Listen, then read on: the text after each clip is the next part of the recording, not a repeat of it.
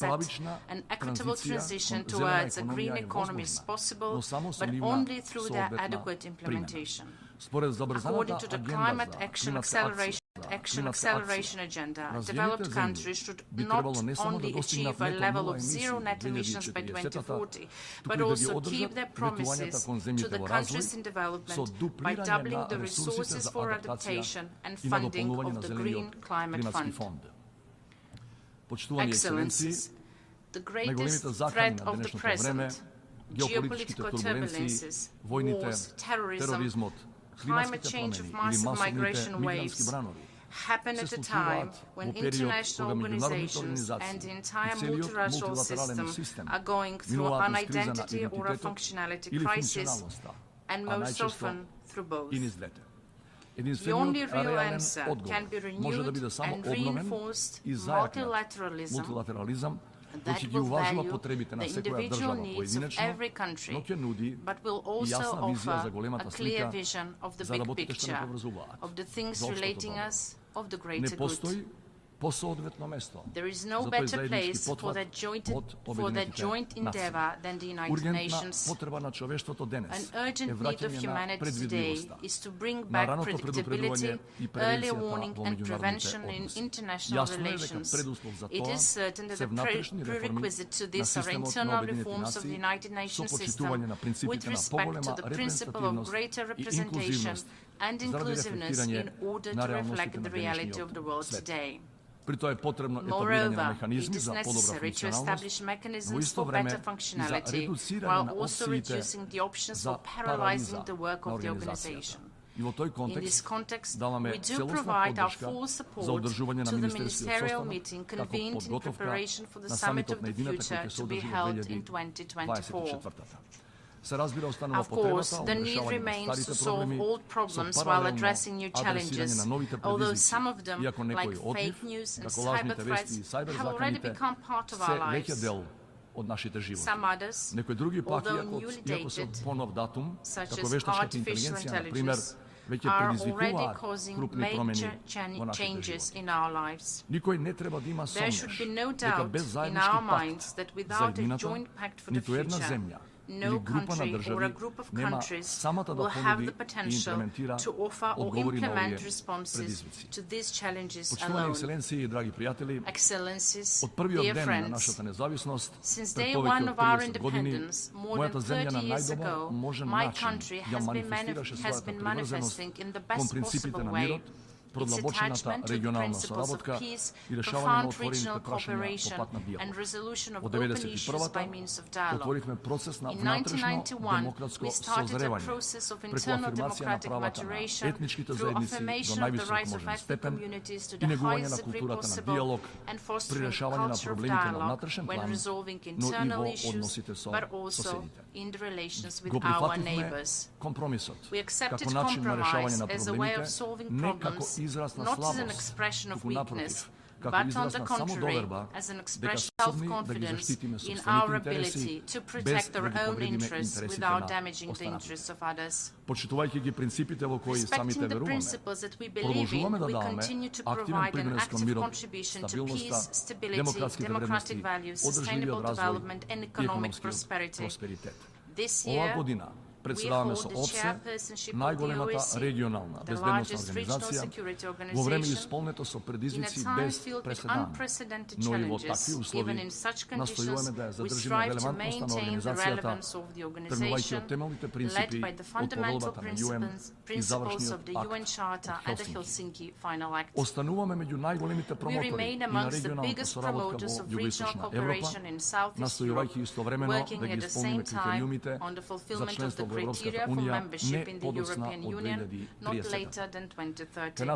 There is no dilemma in our mind that strengthening the democratic institutions in continuity and with a guaranteed equity of all citizens is the only possible way to a greater cohesion in a multi-ethnic society. Distinguished colleagues, at the beginning, I mentioned that fear of the future is perhaps the predominant feeling today. However, this must not be accepted as normal. Before us, the political leaders gathered here today, there is a responsibility to substitute that feeling of fear with one of hope and faith in a more just world. A precondition to this is to achieve, as soon as possible, a renewed agreement for respecting the fundamental values and humanistic ideals for which this very organization was established 78 years ago. Thank you for your attention. On behalf of the Assembly, I wish to thank the President of the Republic of North Macedonia for the statement just made, and I request protocol to escort His Excellency. We shall now continue with the general debate. The Assembly will hear an address by His Excellency Benjamin Netanyahu, the Prime Minister of the State of Israel. I request protocol to escort His Excellency. I have great pleasure in welcoming His Excellency Benjamin Netanyahu, Prime Minister of the State of Israel. I invite him to address the Assembly.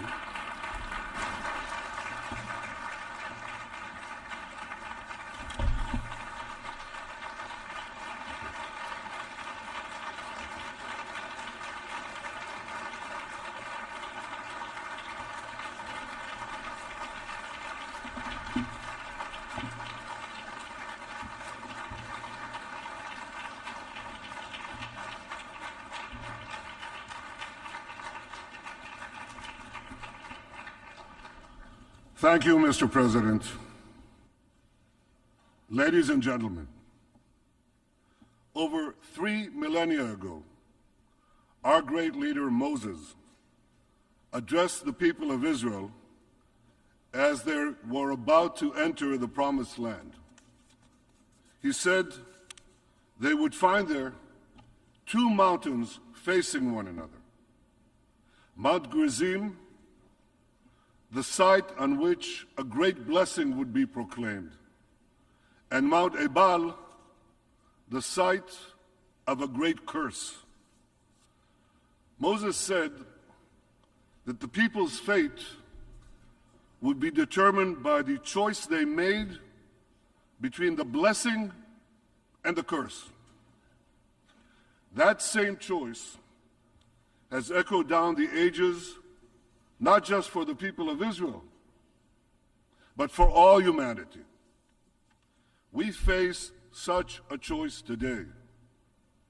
It will determine whether we enjoy the blessings of a historic peace, of boundless prosperity and hope, or suffer the curse of a horrific war, of terrorism and despair. When I last spoke at this podium 5 years ago, they've been nothing but a curse to their own people, to our region, to the entire world. But at that time, I also spoke about a great blessing that I could see on the horizon. Here's what I said, quote, "The common thread of Iran has brought Israel and many Arab states closer than ever before in a friendship that I have not seen in my lifetime." I said the day would soon arrive when Israel would be able to expand peace beyond Egypt and Jordan to other Arab neighbors, end quote. Now, in countless meetings with world leaders, I made the case that Israel and the Arab states shared many common interests, and that I believed that these many common interests could facilitate a breakthrough for a broader peace in our region. Thank you.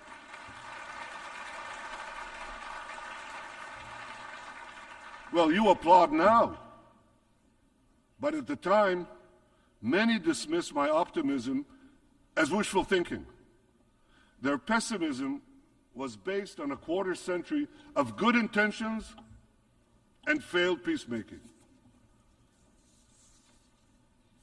And why was this? Why were these good intentions? Why did they always meet failure? Because they were based on one false idea, that unless we first concluded a peace agreement with the Palestinians, no other Arab state would normalize its relations with Israel. I've long sought to make peace with the Palestinians, but I also believed that we must not give the Palestinians a veto over new peace treaties with Arab states. The Palestinians could greatly benefit from a broader peace. They should be part of that process, but they should not have a veto over the process. And I also believe that making peace with more Arab states would actually increase the prospects of making peace between Israel and the Palestinians. See, the Palestinians are only 2% of the Arab world. As long as they believe that the other 90% will remain in a warlike state with Israel, that larger mass, that larger Arab world could eventually choke, dissolve, and destroy the Jewish state. So when the Palestinians see that most of the Arab world has reconciled itself to the Jewish state, they too will be more likely to abandon the fantasy of destroying Israel and finally embrace a path of genuine peace with it. Now, for years, my approach to peace was rejected by the so-called experts. Well, they were wrong. Under their approach, we didn't forge a single peace treaty for a quarter century. Yet in 2020, under the approach that I advocated, we tried something different. And in no time, we achieved an amazing breakthrough. We achieved 4 peace treaties working with the United States. Israel forged 4 peace treaties in 4 months with 4 Arab countries: the United Arab Emirates, Bahrain, Sudan, and Morocco. The Abraham Accords were a pivot of history. And today, we all see the blessings of those accords. Trade and investment with our new peace partners are booming. Our nations cooperate in commerce, energy, water, agriculture, medicine, climate, and many, many other fields.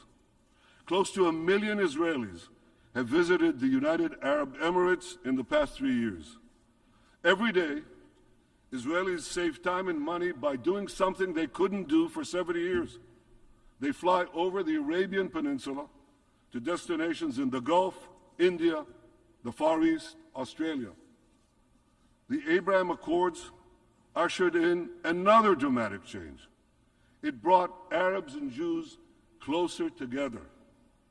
We see it in the frequent Jewish weddings in Dubai, in the dedication of a Torah school in a synagogue in Bahrain, in the visitors flocking to the Museum of Moroccan Judaism in Casablanca. We see it in lessons that are given to Arab students about the Holocaust in the UAE.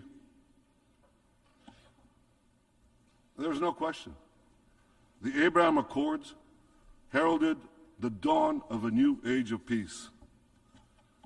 But I believe that we are at the cusp of an even more dramatic breakthrough, an historic peace between Israel and Saudi Arabia.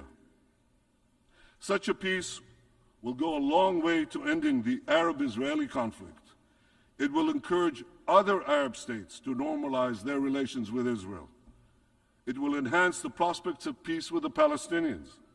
It will encourage a broader reconciliation between Judaism and Islam, between Jerusalem and Mecca, between the descendants of Isaac and the descendants of Ishmael. All these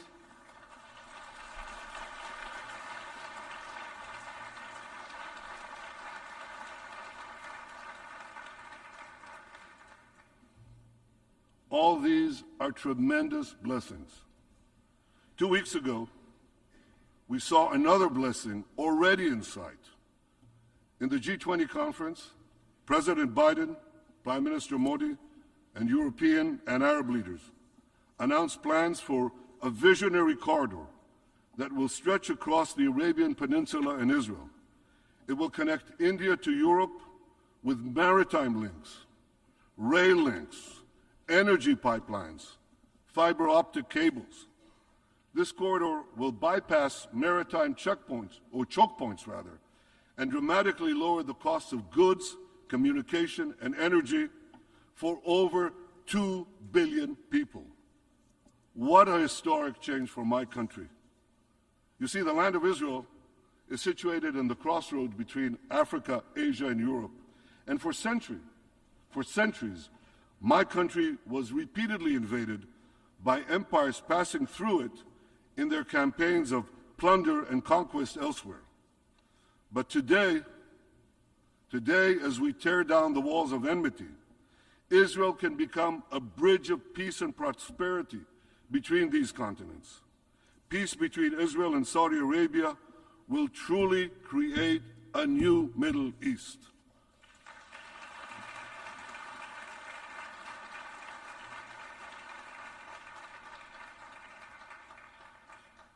To understand the magnitude of the transformation that we seek to advance, let me show you a map of the Middle East in 1948, the year Israel was established.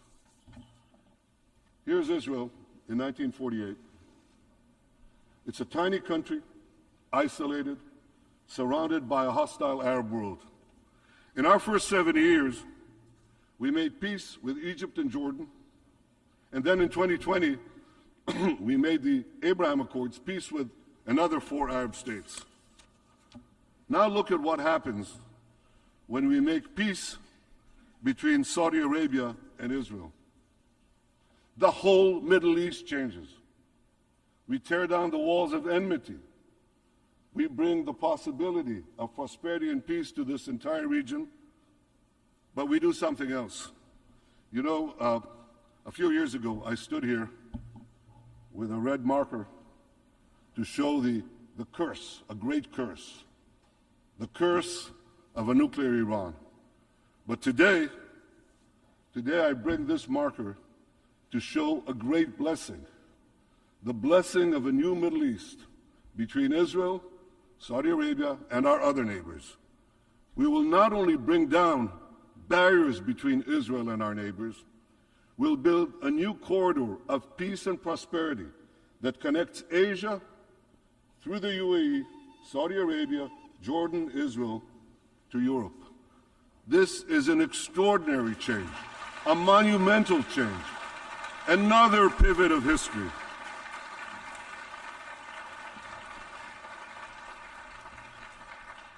Now, as the circle of peace expands, I believe that a real path towards a genuine peace with our Palestinian neighbors can finally be achieved. But there's a caveat. It has to be said here, forcefully. Peace can only be achieved if it is based on truth. It cannot be based on lies. It cannot be based on endless vilification of the Jewish people. Palestinian leader Mahmoud Abbas must stop spreading the horrible anti-Semitic conspiracies against the Jewish people and the Jewish state. I mean, he recently said that Hitler wasn't an anti-Semite. You can't make this up. But he did. He said that. And the Palestinian Authority must stop glorifying terrorists. They must stop its ghoulish pay-to-slay policy of giving money to Palestinian terrorists for the murder of Jews. This is all outrageous. It must stop for peace to prevail.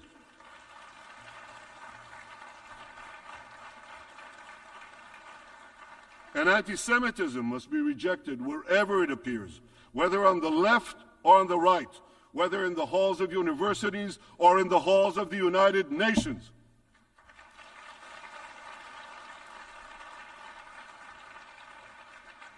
For peace to prevail, the Palestinians must stop spewing Jew hatred, finally reconcile themselves to the Jewish state. By that I mean not only to the existence of the Jewish state, but to the right of the Jewish people to have a state of their own in their historic homeland, the land of Israel.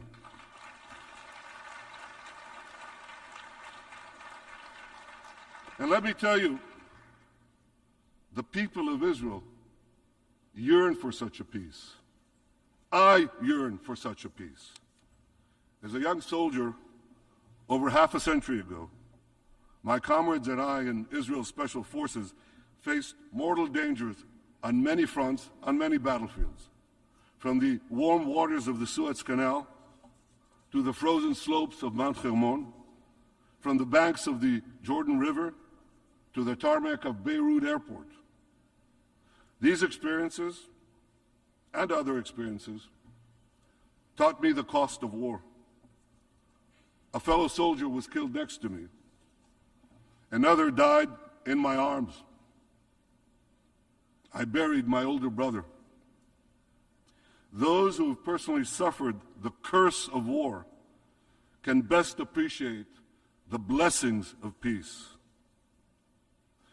Now, there are many hurdles on the path to peace. There are many hurdles on the extraordinary path to peace that I've just described.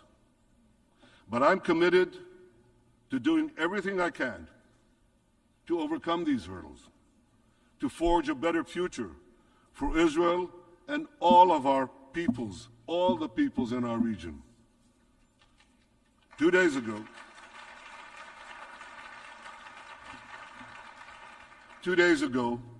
I discussed this vision of peace with President Biden. We share the same optimism for what can be achieved. And I deeply appreciate his commitment to seize this historic opportunity. The United States of America is indispensable in this effort. And just as we achieved the Abraham Accords with the leadership of President Trump, I believe we can achieve peace with Saudi Arabia with the leadership of President Biden.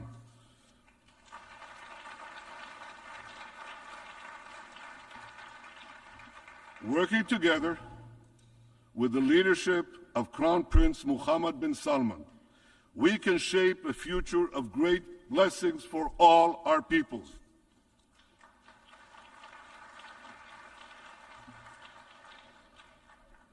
Now, you know, ladies and gentlemen, you know there's a fly in this ointment, because rest assured, the fanatics ruling Iran will do everything they can to thwart this historic peace. Iran continues to spend billions to arm its terror proxies. It continues to extend its terror tentacles in the Middle East, Europe, Asia, South America, even North America. They even tried to assassinate the Secretary of State of the United States of America. They even tried to assassinate the National Security Advisor of the United States of America. This tells you all you need to know about Iran's murderous intentions and Iran's murderous nature. Iran continues to threaten international shipping lanes, hold foreign nationals for ransom, and engage in nuclear blackmail. Over the past year, its murderous goons have killed hundreds and arrested thousands of Iran's brave citizens. Iran's drones and missile program threaten Israel and our Arab neighbors, and Iran's drones have brought and bring death and destruction to innocent people in the Ukraine. Yet the regime's aggression is largely met by indifference in the international community. 8 years ago, the Western powers promised that if Iran violated the nuclear deal, the sanctions would be snapped back. Well, Iran is violating the deal, but the sanctions have not been snapped back. To stop Iran's nuclear ambitions, this policy must change. Sanctions must be snapped back. And above all, Iran must face a credible nuclear threat. As long as I'm Prime Minister of Israel, I will do everything in my power to prevent Iran from getting nuclear weapons.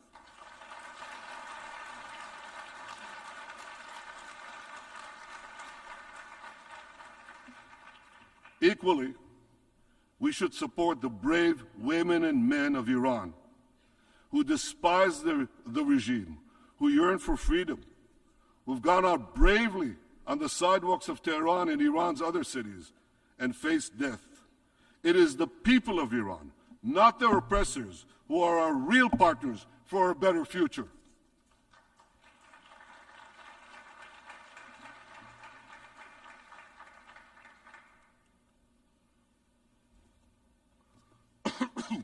Ladies and gentlemen, whether our future will prove to be a blessing or a curse, will also depend on how we address perhaps the most consequential development of our time, the rise of artificial intelligence.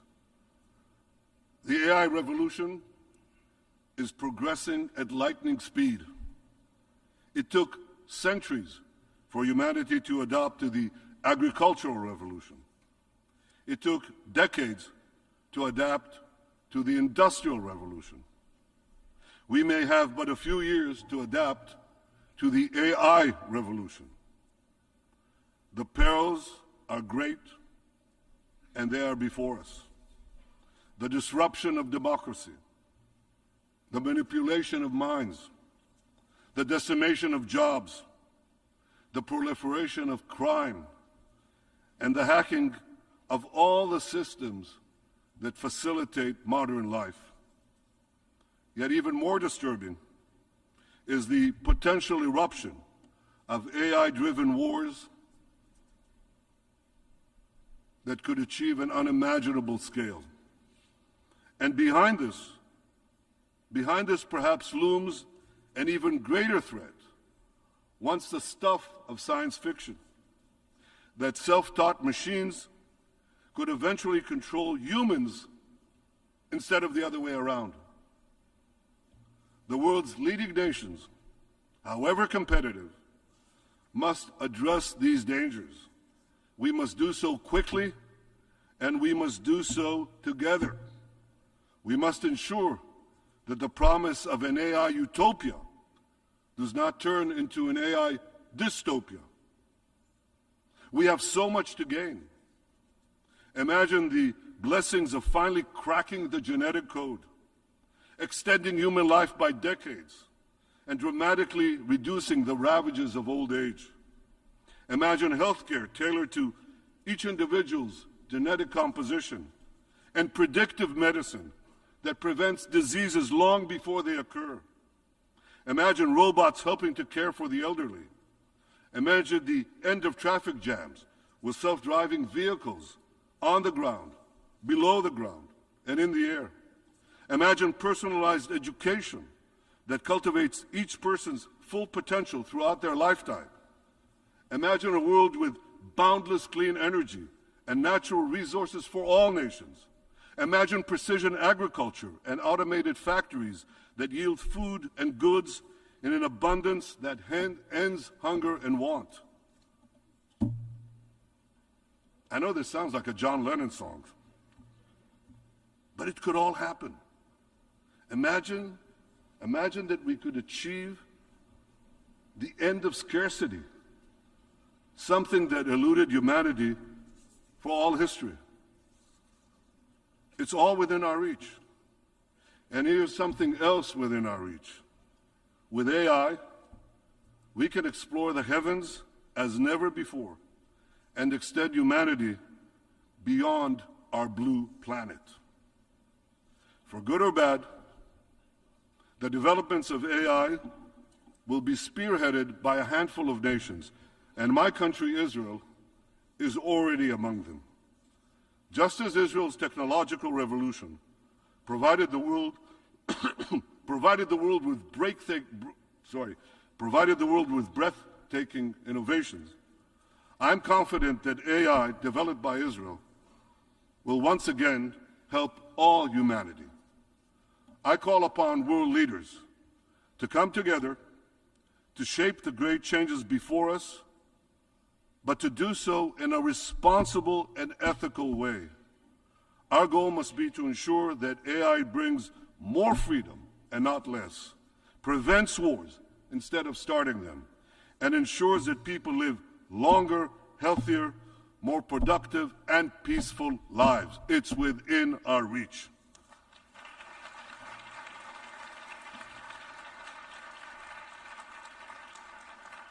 And as we harness the powers of AI, let us always remember the irreplaceable value of human intuition and wisdom. Let us cherish and preserve the human capacity for empathy, which no machine can replace. Thousands of years ago, Moses presented the children of Israel with a timeless and universal choice. Behold, I set before you this day a blessing and a curse. May we choose wisely between the curse and the blessing that stand before us this day.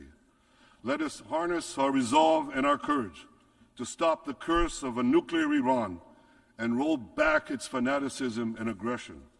Let us bring forth the blessings of a new Middle East that will transform lands once ridden with conflict and chaos into fields of prosperity and peace.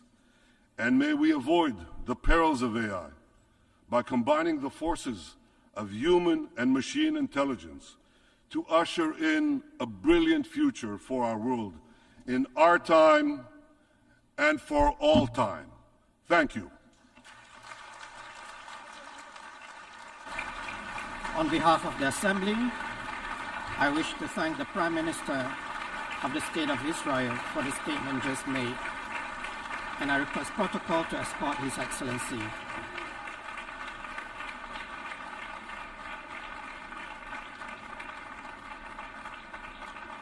The Assembly will hear an address by His Excellency Pravin Kumar Jugnauth, Prime Minister, Minister for Defense, Home Affairs and External Communications, Minister for Rodriguez, Outer Islands and Territorial Integrity of the Republic of Mauritius.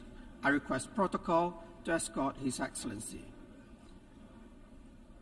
I have great pleasure in welcoming His Excellency Pravin Kumar Jugnauth, Prime Minister, Minister for Defense, Home Affairs and External Communications, Minister for Rodriguez, Outer Islands and Territorial Integrity of the Republic of Mauritius. I invite him to address the Assembly. Excellency Mr. Dennis Francis, President of the General Assembly, Excellency Mr. Antonio Guterres, the Secretary General of the United Nations, Heads of States and Heads of Government, Excellencies, distinguished delegates, good morning. Mr. President, may I begin by congratulating you on your election as President of the 78th session of the General Assembly. I also wish to convey my appreciation to His Excellency Mr. Sabo Kurosi for his sterling leadership of the 77th session of the General Assembly. United Nations Secretary General, His Excellency Antonio Guterres, also deserves our gratitude for his inspiring and commendable initiatives in furthering the objectives of our organization. Mr. President, it is a matter of great pride to see a fellow islander preside over the proceedings of the 78th session of the United Nations General Assembly, especially at a time when the world is faced with a myriad of interlocking challenges amidst conflicts, climate chaos, inequality, and hunger. Let me assure you, Mr. President, of the commitment of Mauritius to the principles that the United Nations stands for, and the hopes and aspirations that we all have in the United Nations. Mauritius is firmly committed to fulfilling its responsibilities as a member of the United Nations. Let me also seize this opportunity to express to the governments and peoples of the Kingdom of Morocco and the State of Libya our solidarity at this tragic moment. Mr. President, your theme this year could not be more timely. It is about how we can together restore confidence in our shared future, confidence between people and leaders, confidence in our institutions and amongst countries. Unless we urgently begin to rebuild this trust, it will prove impossible to tackle the challenges we have to face. No country, no matter how powerful or wealthy, can succeed in tackling current challenges on its own. Our fate and fortunes have never been so closely linked. Indeed, the world is at a critical inflection point as it faces unprecedented and interlocking crises, with the multilateral system being under greater strain. The ICT revolution has increased connections and complexities to our daily lives, and the list of problems is daunting. From a lingering COVID-19 pandemic, climate change, declining biodiversity, food and energy insecurity, cybercrime, terrorism, large-scale migration, gender inequality, a general pushback against human rights, to inadequate development financing, increasing debt burdens, and geopolitical crises. Our national borders are no match for these challenges. Effective multilateral response is the only way to address geopolitical challenges and rescue our common agenda. We have to give a new direction to multilateralism and to the United Nations. We need to restore trust in multilateralism. As leaders of the world, we should lead by example, show our unwavering commitment, and honor the promises made. More importantly, we need to uphold fairness and justice. In this regard, Mr. President, finding consensus on crucial priorities like poverty eradication, renewable energy, education, and women empowerment is paramount. The Sustainable Development Goals serve as our guiding compass on this journey. And in a world marred by inequalities, our commitment to uplift the marginalized and empower the vulnerable must remain steadfast. We must ensure inclusivity where every individual feels safe and secure. Our society's strength lies in its diversity. An efficient education system is vital in order to achieve such inclusivity. Everyone will need to possess an evolving pool of knowledge, skills, and capacities, or else we will have a two-speed world, deepening inequalities and exacerbating global instability. We need to build an integrated system of lifelong learning and ensure equity, access, and inclusion in relevant curricula. We should work together towards harnessing digital tools and increase investment in education so that it is recognized as a global public good. The surge in health challenges, from non-communicable diseases to global pandemics like COVID-19, underscores the importance of global unity. By fostering cooperation, sharing resources and expertise, we can ensure universal access to highest standard of health care in order to protect the vulnerable and strengthen our global resilience. Mr. President, scaled-up action to reduce emissions to align with goals set forth in the Paris Agreement is becoming imperative. Even within the 1.5 degrees Celsius goal, cities are facing an existential threat. Exceeding this threshold would be catastrophic. To secure a sustainable future, we must collectively phase out fossil fuel usage and hasten the just transition to sustainable energy sources, targeting net zero emissions globally by 2050. The Intergovernmental Panel on Climate Change 6th Assessment Report has already warned that further delay will mean missing, and I quote, a brief and rapidly closing window of opportunity to secure a livable and sustainable future for all, and of good. SIDS, like Mauritius, wrestle with coastal erosion, marine pollution, and coral bleaching. Sea level rise and climate-related disasters loom large. Mauritius is facing a rise in sea level of 5.6 millimeters annually, almost twice the global average of 3.3 millimeters. These compounding challenges heighten our inherent vulnerabilities and imperil our sustainable development objectives. Mr. President, as leaders, it is our duty and responsibility to save the planet for our future generation. Mauritius is spending about 2% of its GDP on environment and climate change-related policies.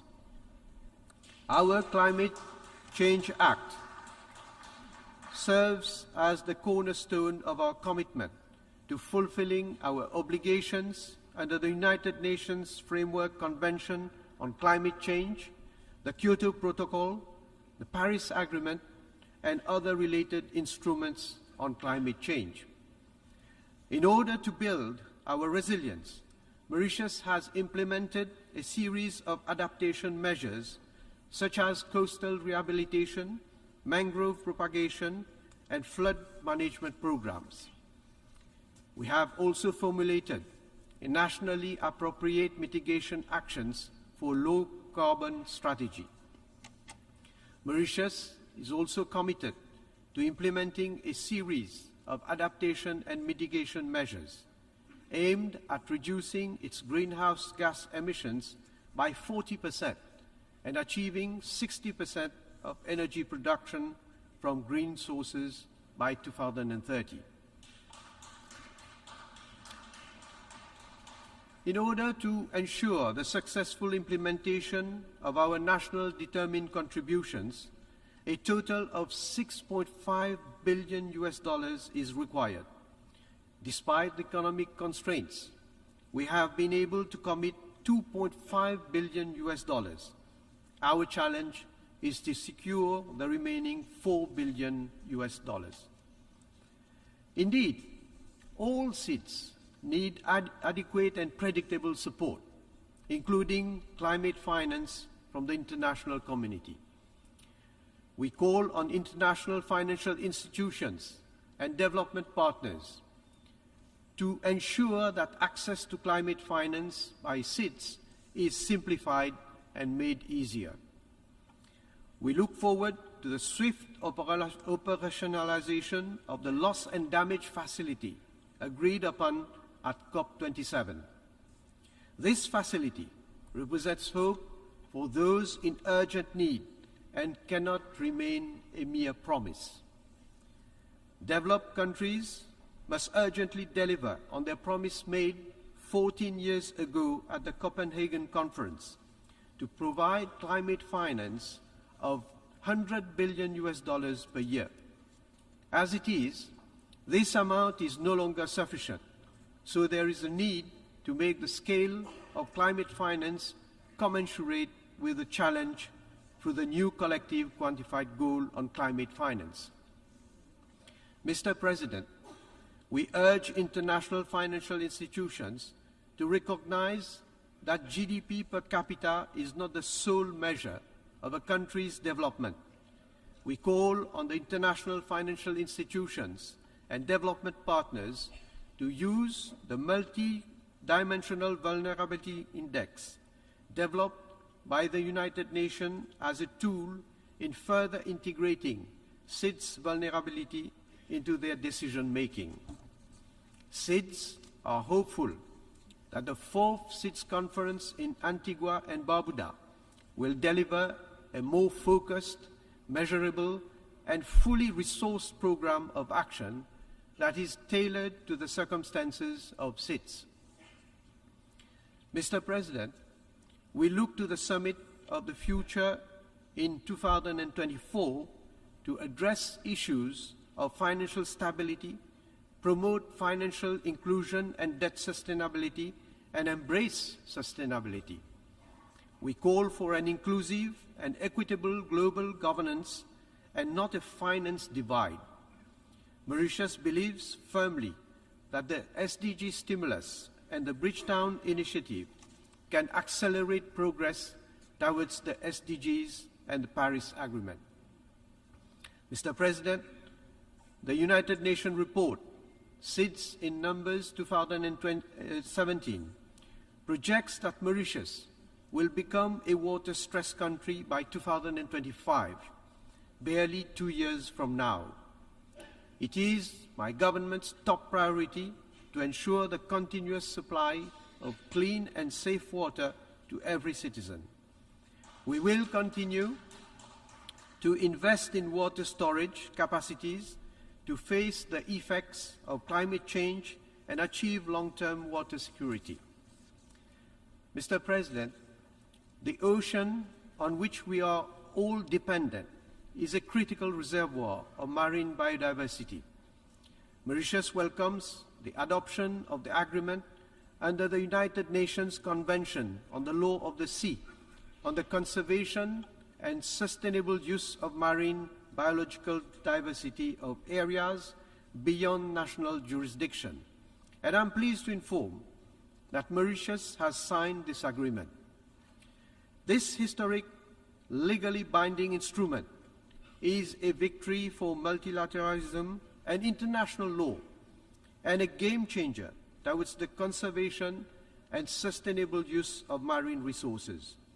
We encourage all countries to sign and ratify the agreement so that it can enter into force as soon as possible. In the same vein, Mauritius reiterates its invitation to states, NGOs, and other stakeholders to support the marine protected area, which Mauritius will be establishing around the Chagos Archipelago.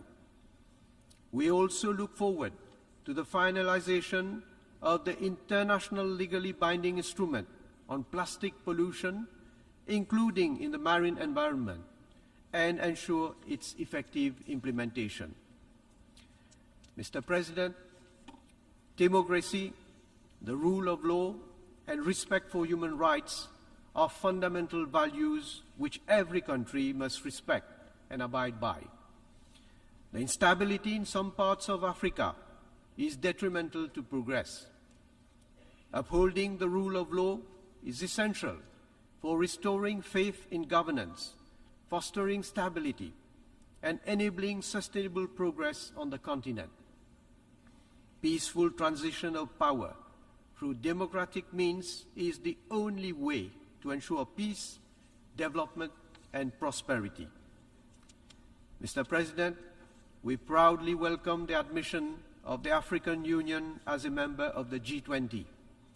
We reaffirm our solidarity with the Palestinian people and reiterate our unwavering support for the two-state solution as we recognize its potential to bring lasting peace and stability into the region.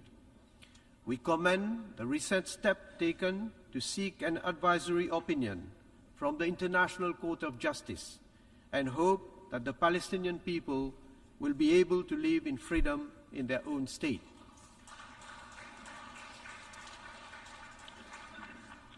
Mr. President, as we navigate through an increasingly complex path, it is crucial that we adapt our global institutions to effectively address the challenges of the 21st century.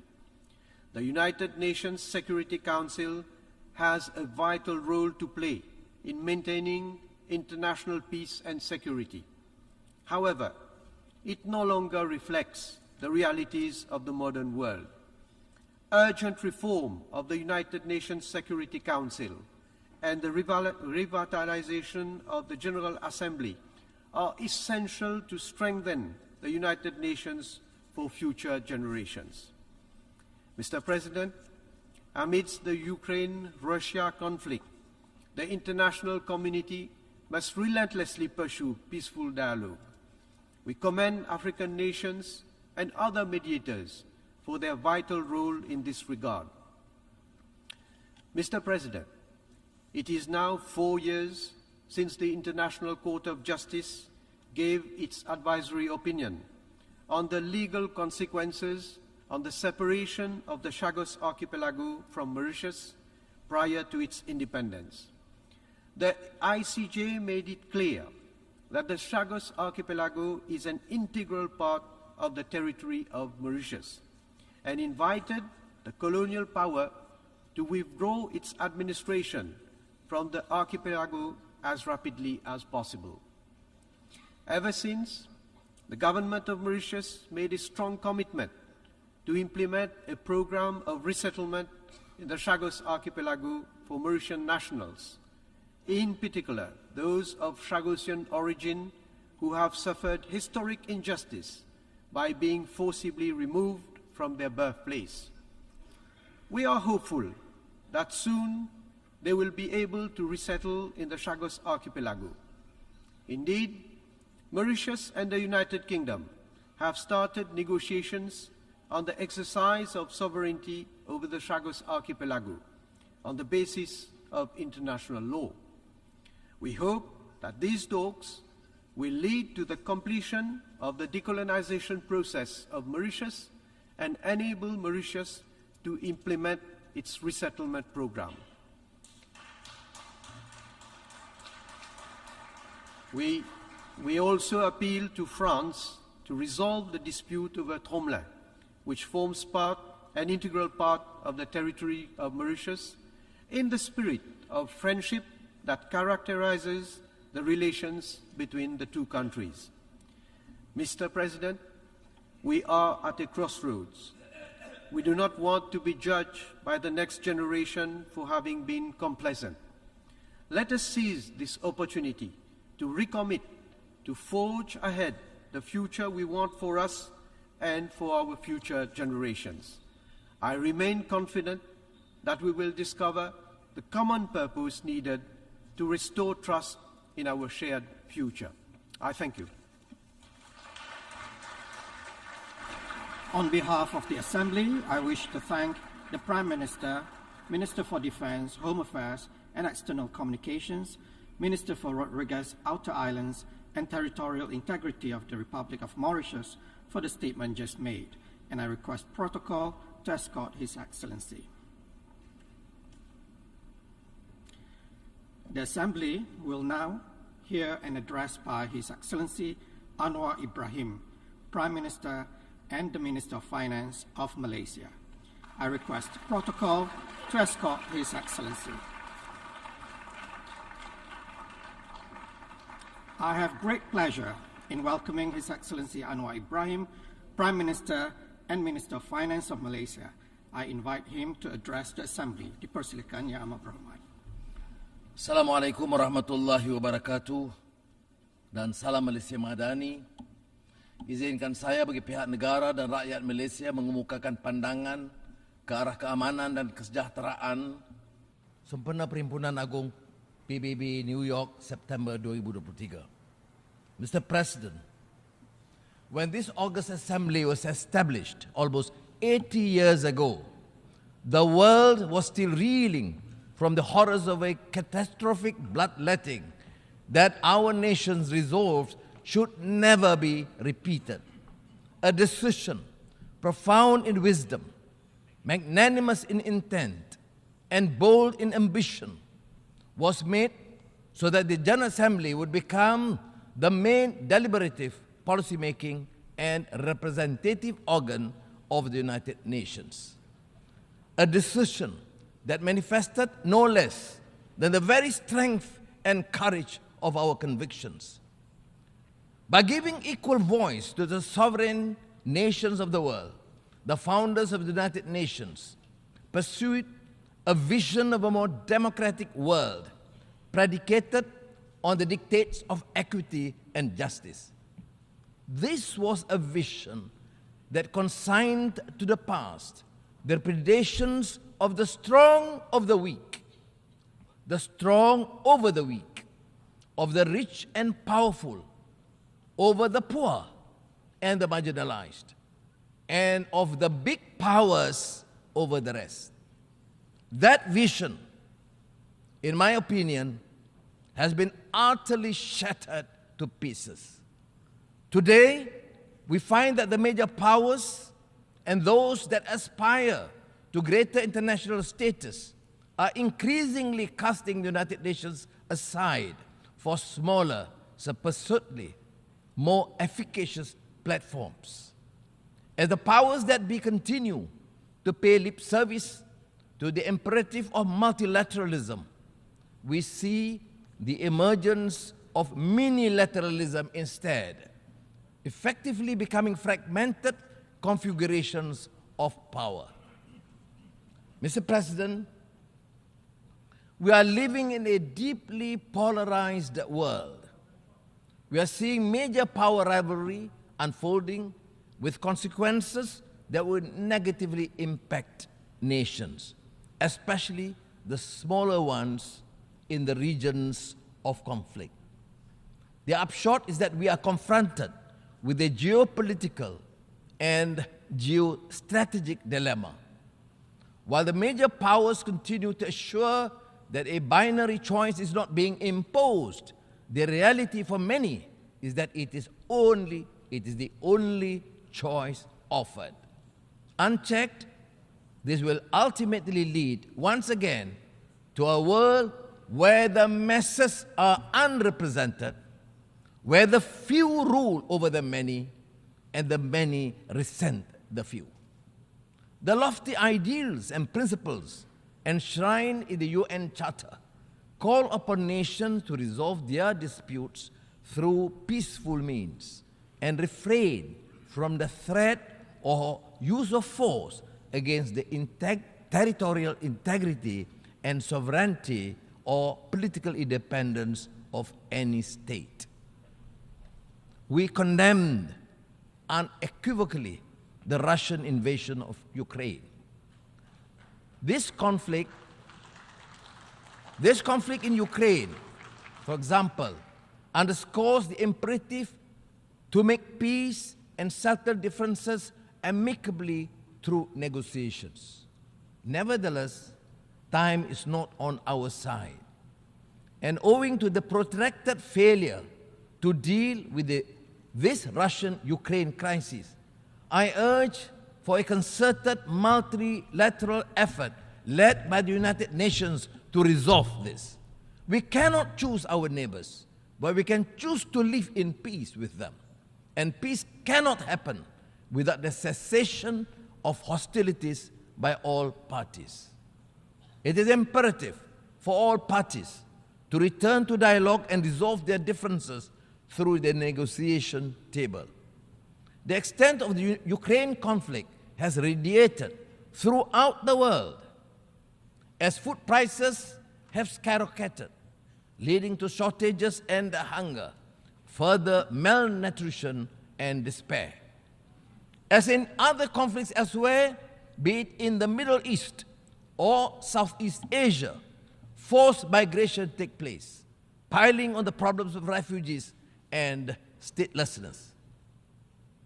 Mr. President, in the Middle East, the politics of dispossession continues with a vengeance, with more illegal settlements being built, stripping Palestinians of land that rightly belongs to them.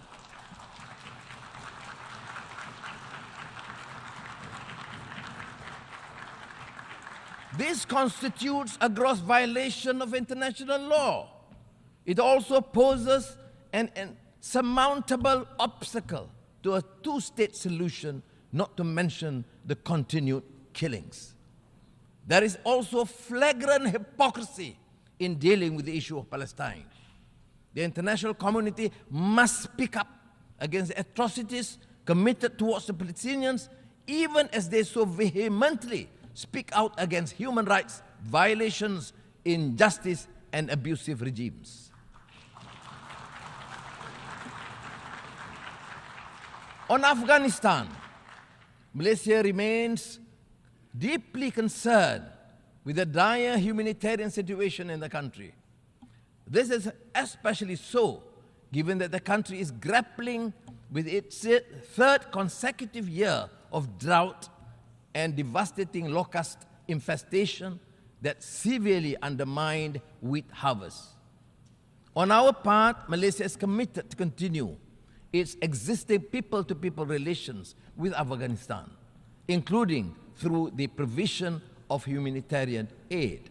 However, we remain resolute and firm in our call on the authority of Afghanistan to reverse their exclusionary and discriminatory policies against women and girls.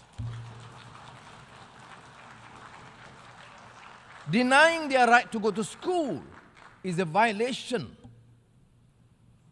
of the teachings of Islam, not to mention the UN Charter and the multilateral framework of human rights. They are also profoundly detrimental to the future of Afghanistan.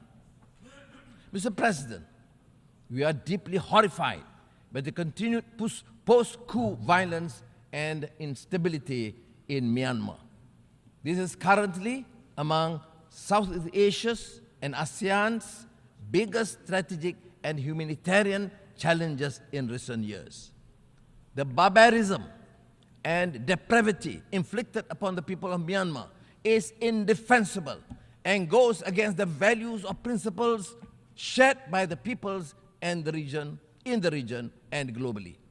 The support of the international community, including the United Nations, is crucial to urge continuously and maintain the necessary pressure on the military authorities to reverse their course. Inasmuch as the principle of ASEAN centrality dictates the continued atrocities must end, Malaysia calls on Myanmar to immediately implement the ASEAN 5-point consensus towards achieving peace and stability in the country.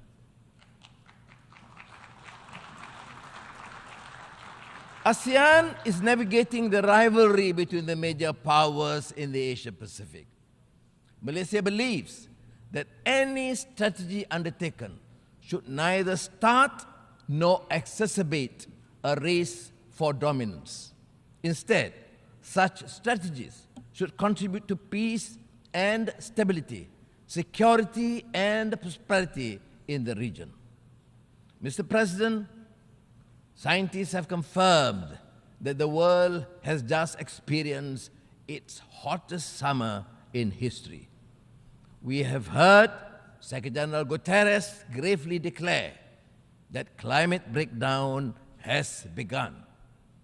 Even Malaysia is seeing an increase in adverse impacts of climate change, with increasing temperature, rising sea levels, intensified monsoons, and erratic weather patterns disrupting livelihood and degrading local ecosystems.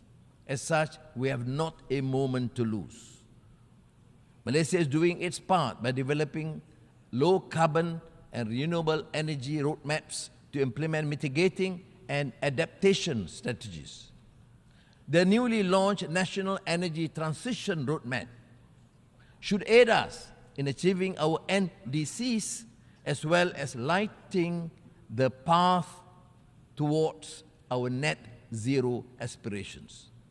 Discussions on climate change in the absence of equity, justice, and the necessary means to assist and empower countries to undertake greater climate action is an exercise in futility. We also urge the developed countries to fulfill their commitment of mobilizing $100 billion a year to support climate ambition endeavors of developing countries, while recognizing that trillions of dollars per annum will be needed in the near future. Mr. President, the 2023 SDG report has confirmed that we are falling behind, with nearly a third of the targets either at the state of inertia or worse, regressing. The global economy is also projected to continue to be weighed down by geopolitical uncertainties, supply chain disruptions, increase in commodity prices, as well as challenging financial conditions. This has widened the gap between economic growth and income, leading to a continuous disparity. As the growth in income fails to match economic growth, households become burdened with debt. We now have the super rich living side by side with the ultra poor. The contrast lies starkly in the things that matter: food on the table, shelter, access to quality education, healthcare. These factors cry out for drastic systemic reform, a total reset of global institutions that impact our lives. Or else we will continue to face widening inequality, setting apart nations and peoples. Mr. President, we are concerned over the emergence of a new form of racism characterized by xenophobia, negative profiling, and stereotyping of Muslims. This is manifested in an alarming trend of hatred, intolerance, and acts of violence against Muslims and their sanctities. We are appalled by the legitimization of these acts under the feeble defense of human rights. Quran burnings are nothing but a clear Islamophobic act intended to incite hatred.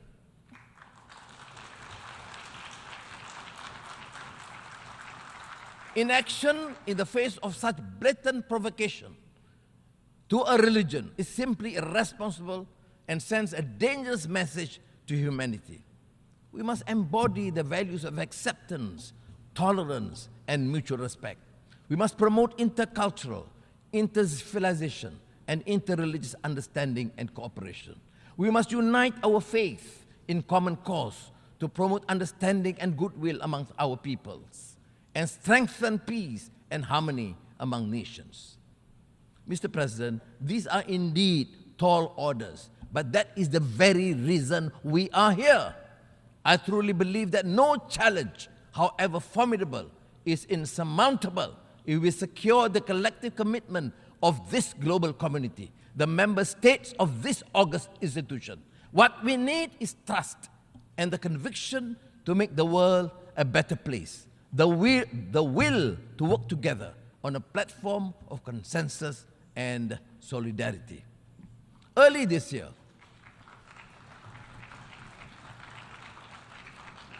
I introduced Malaysia Madani, a vision built on the pillars of core values that we believe are indispensable in any harmonious, thriving, and peaceful society. Compassion, ihsan and rahmah, respect, trust and amana, innovation, prosperity, and sustainability. These basic principles and moral values also apply in the context of our relations with other countries. Whether it is G7 or G20 or G77 or APEC or the world's largest FTA, there is no denying that multilateral collaboration is the sine qua non for any effective and sustainable resolution to the crises that the world is beset with. In this regard, it bears stressing that Malaysia's commitment to the UN and the multilateral system is born out of the strong conviction that all countries, no matter how big or small, rich or poor, strong or weak, have a common responsibility towards creating a better world for tomorrow.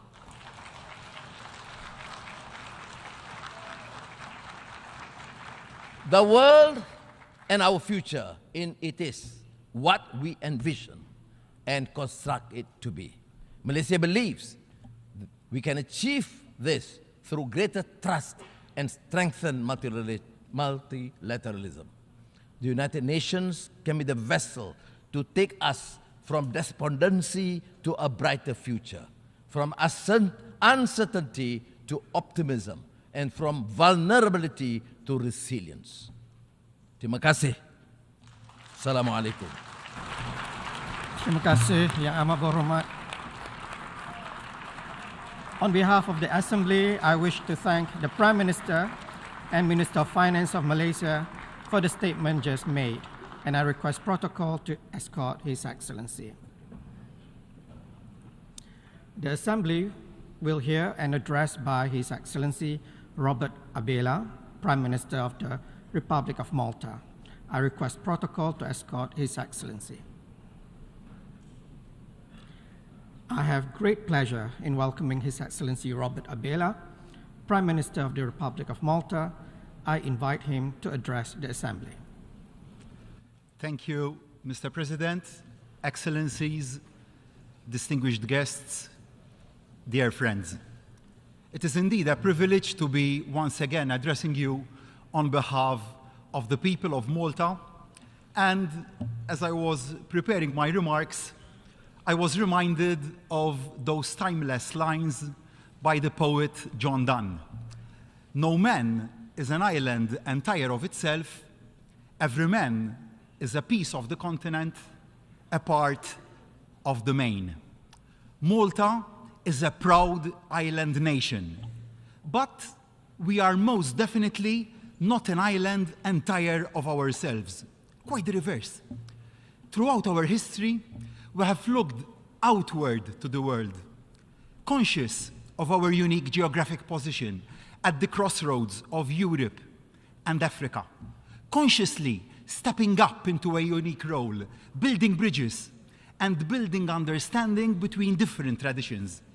Indeed, earlier this very month, we were very proud to be such a bridge, trusted by both sides to host private talks between the United States National Security Advisor and the Chinese Foreign Minister. Malta, providing a safe space for vital discussions between the world's two biggest powers. And it is to build bridges just like that almost 60 years ago, the Republic of Malta was admitted as a full member of the United Nations. It is a sign of confidence our fellow members have in Malta's commitment to working together for the common good, that they have elected our nation to serve on the Security Council for this year and next.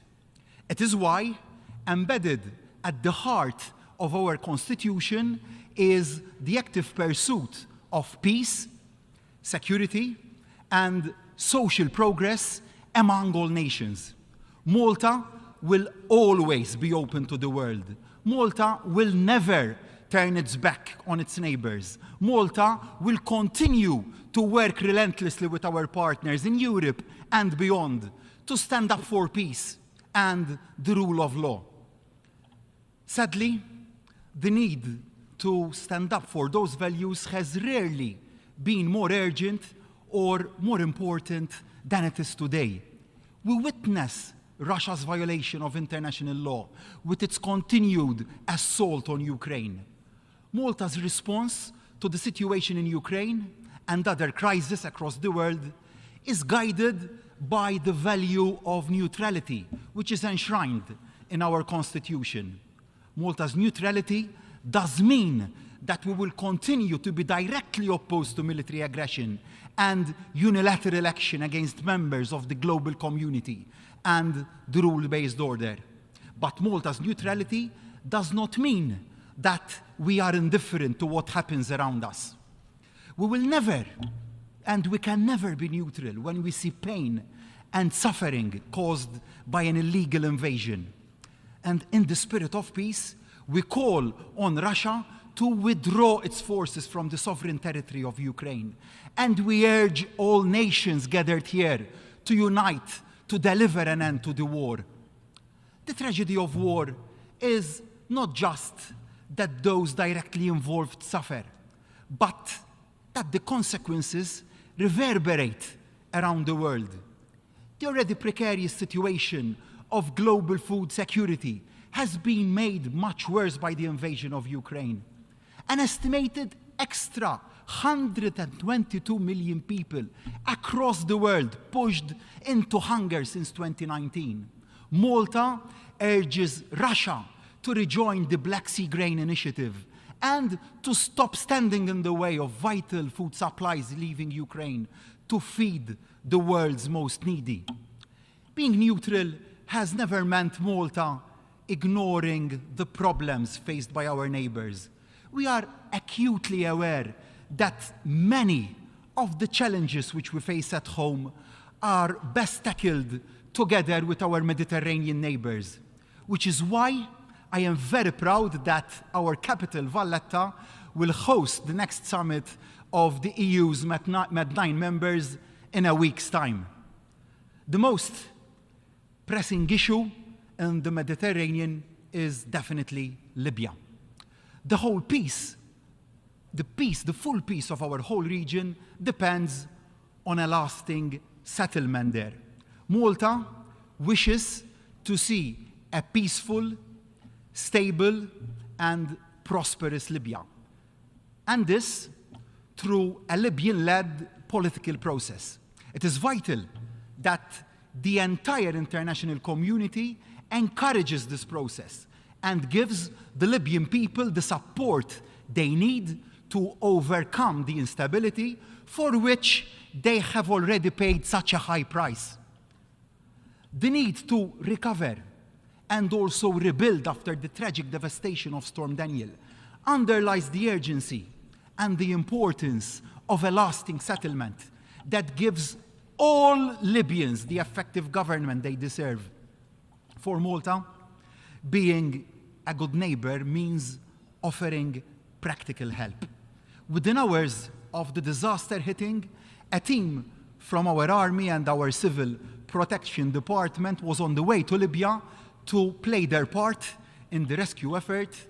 Maltese officers also remain on active service within the United Nations forces in Lebanon, proudly wearing blue berets as part of the interim force, underlining the importance which Malta attaches to peacekeeping as well as peace building across the Mediterranean.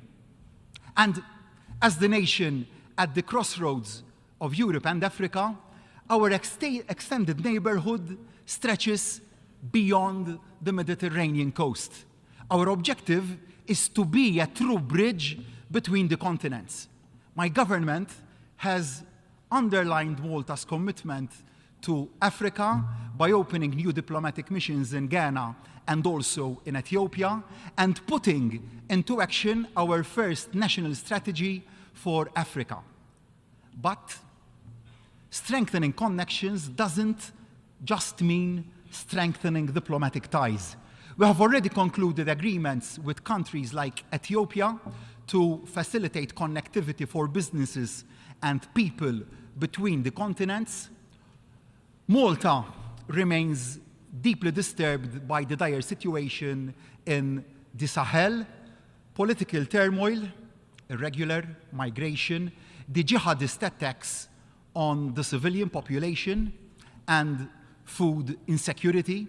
We are also particularly concerned about the current situation in Niger and underline the urgency of a peaceful resolution to the crisis. From Ukraine to Mali, Libya to Niger, it can all too often seem like we are living in an era of despair. And the problems which the world faces are indeed deep and profound. It would be all too easy and all too understandable to fall into despondency, to think that nothing can be done. But in the rest of my remarks today, I want to show that things can be done, that we can make a difference, that if a small nation like Malta can play its part in addressing the most urgent issues our world faces, then this United Nations can put in place real and effective solutions globally. I began with that famous quotation that no man is an island, and leaders cannot be an island either.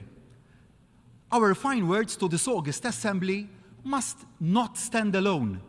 They must be directly connected to our actions at home and to the priorities of our people.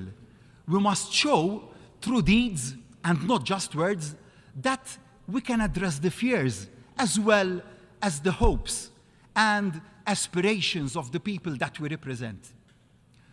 One of the advantages of being Prime Minister of a small country is that you are very close to the people that you represent.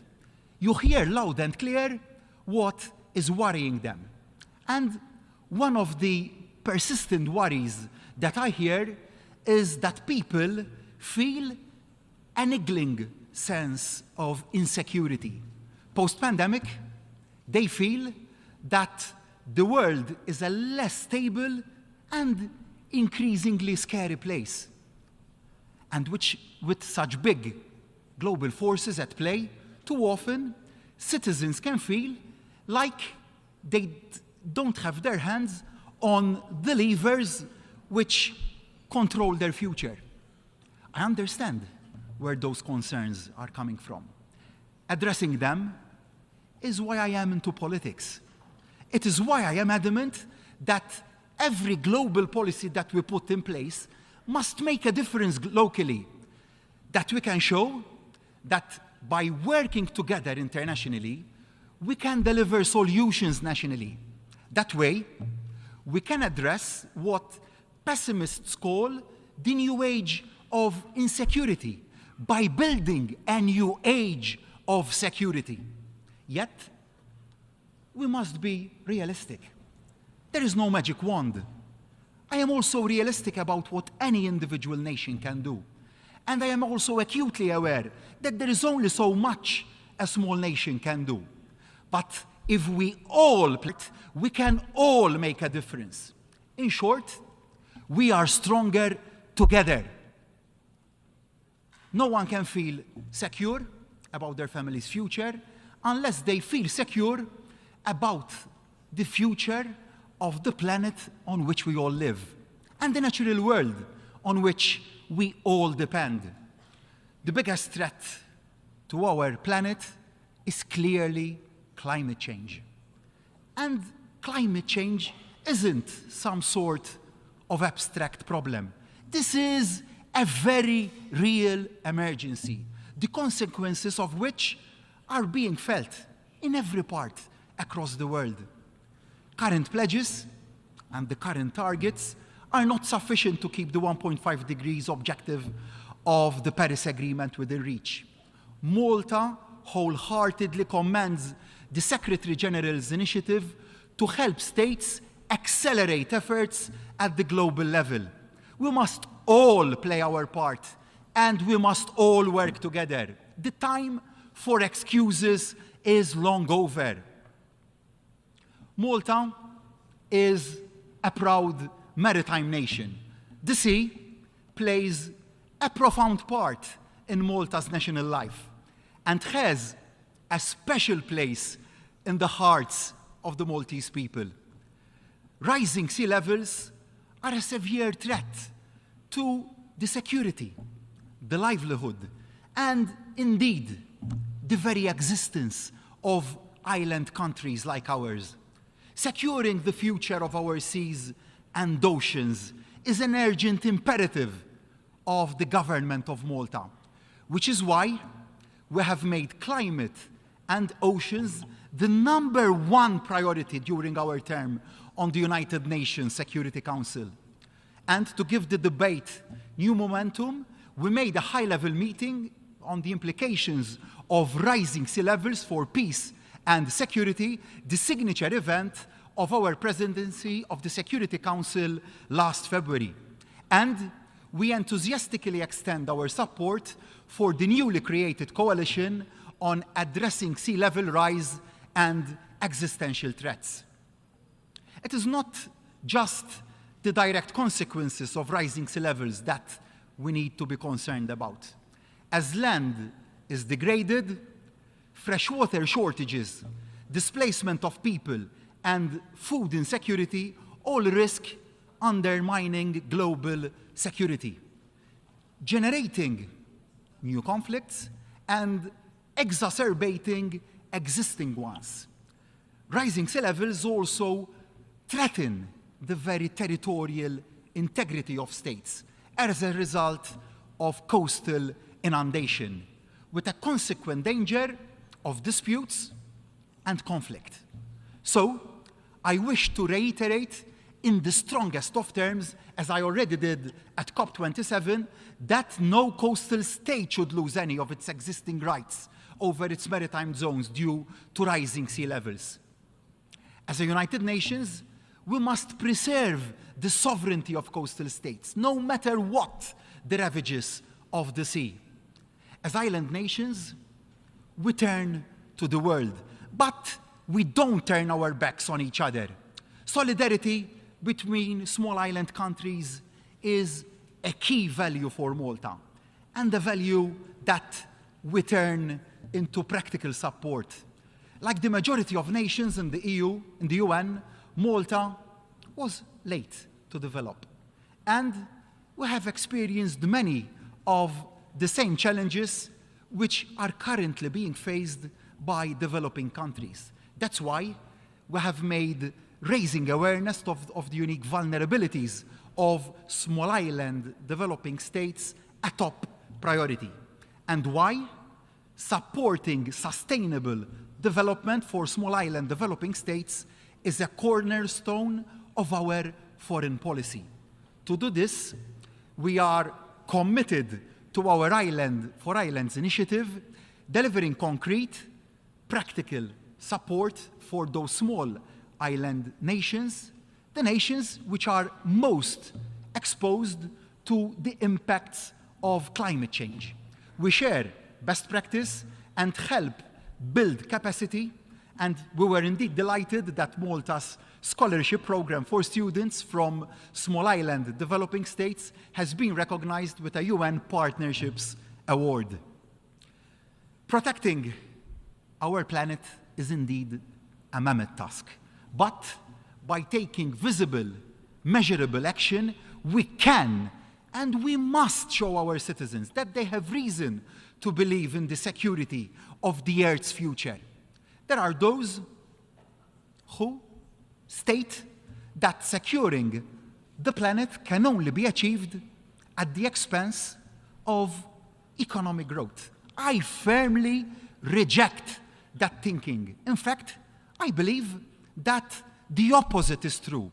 Environmental security can only be achieved if citizens feel economic security. Only if you feel secure about your family's economic well-being can you turn your attention to the well-being of the earth. And only by delivering sustainable economic growth can we deliver sustainable environmental protection.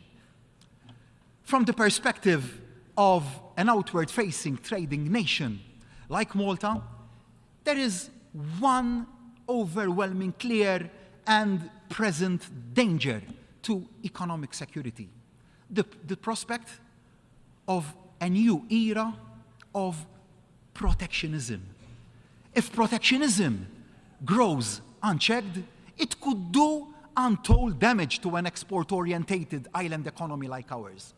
The Maltese people have benefited hugely from the opening up of the world economy. As vested interests have given way to innovation, they have seized the new opportunities. And like many young economies, Malta has harnessed digital technology and the breaking down of trade and tariff barriers to expand into sectors that were previously off limits to small nations like ours. What the world economy and the world's citizens need is not a new era of protectionism. Instead, we need a new age of social protection, not putting up barriers to trade, but putting in place standards and rights for our workers. I understand and also appreciate how some people feel left behind by the sheer pace of economic change this century. The pandemic showed the need to think through the geopolitical risks of supply chains. But the answer isn't to turn back the clock. The answer is to get the future right. One of the themes of this year's General Assembly is rebuilding trust to achieve sustainability for all. And this is exactly what we must do. Too often, smaller and developing countries have been excluded from the decision-making process and have suffered as a result. Malta's clear. Trust on trade can only be achieved if genuine solidarity is maintained with all member states. Often, and open trading should be fair trading. Open economies should be fair economies. Only with fairness will citizens' sense of security be rebuilt. I came into politics passionate about building a country where decision-making is based on fairness and opportunity, with a commitment to equality, which is also a commitment to competitiveness. Take gender equality. Empowering women powers economic growth. One of our government's proudest moments and achievements is the introduction of free childcare that has enabled more parents to re-enter the workforce, increasing women's economic power and increasing growth for the economy as a whole. I am also proud to be speaking to you in the same month that Malta hosted a hugely successful Europride, crowning recognition for the transformation in our nation's approach to LGBTIQ+ rights that has taken place since my party was returned to government, and a huge boost for our island's profile and also our island's economy. And take closing the digital divide, equipping more citizens of all ages and from all backgrounds with the digital skills that they need, which both increases their individual earning and adds to the nation's productivity, which is why we've extended ICT as a compulsory subject in all our upper secondary schools. So, Malta calls on the international community to work harder to ensure that the digital divide is narrowed, not just within each nation, but also globally.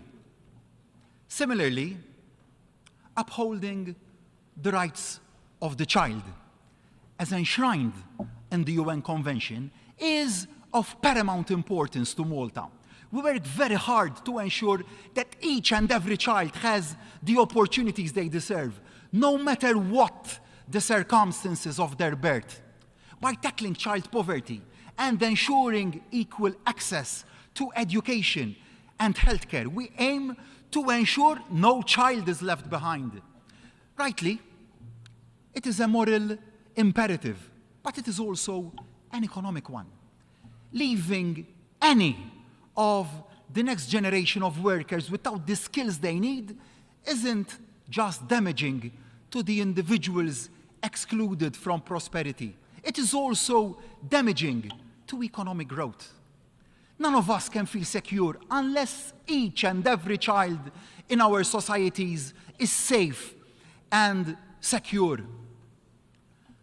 One significant manifestation of the feeling of insecurity has been the number of people facing mental health difficulties. None of us can feel secure unless we know that mental health is taken as seriously as physical health by our healthcare systems. Even if we don't have mental health issues ourselves, knowing that care and support is there, should we or those we care for needed, is part of the reassurance that an active state should provide. To help provide that reassurance, in Malta, we have implemented a comprehensive mental health strategy to build capacity, address causes, and offering continuing support to individuals with mental health needs and also to their families. through initiatives like the National Mental Health Helpline launched last year, offering a one-stop 24/7 resource to connect patients with the services that they need. And one of the biggest drivers of mental health worries is the fear of the future. Indeed, none of us can feel secure about our lives if we don't feel secure about what is coming tomorrow. Right now, one of the biggest fears many have is of technology. We have lived through 2 decades of unprecedented change, from the basic mobile phone and text messaging to smartphones and face recognition. It can often seem like society has lost control, that the technology itself is in charge. And now, with the advent of generative artificial intelligence, the risk is that that seems truer than ever. How we feel about our future is unfortunately not helped by lurid media headlines about the machines taking over, spreading fear about AI taking jobs and rendering human effort obsolete. Let's be clear. AI will have a huge impact on all aspects of society. But let us also be clear that if we as leaders take the right decisions, that impact can be a positive one on our societies. Again, as with trade, the answer isn't to try and turn the clock back, to close our eyes to the inevitable and hope that it will go away. Indeed, the answer is to get the future right, to take the decisions now so that we can harness the power of AI for the public and the common good, not fear it as a coming catastrophe. In Malta, we are already doing just that. We are already seeing and experiencing how AI can enhance public service, improving lives for all our citizens. We have currently six pilot projects covering areas from healthcare to traffic management, taking ownership through leadership and not trying to ignore the future. Though, yes, naturally, there is a limit to what any one country, especially a small one, can do. To make AI a global good, we need global action. Malta stands resolutely behind efforts to increase and enhance international cooperation on AI. Technology is changing too fast. Its potential so vast that failing to work together isn't really an option anymore. Of course, it is not just in the tech field that we need to work together. Working together is not only a key value for Malta, it is at the very center of the political tradition I proudly represent.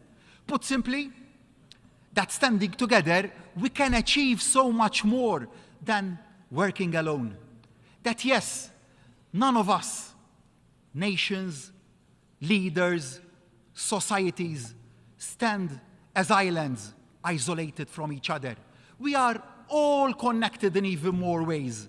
We live in a new age, in an age where you can send a video to the other side of the world faster than you can walk to the other side of the room that you're sitting in.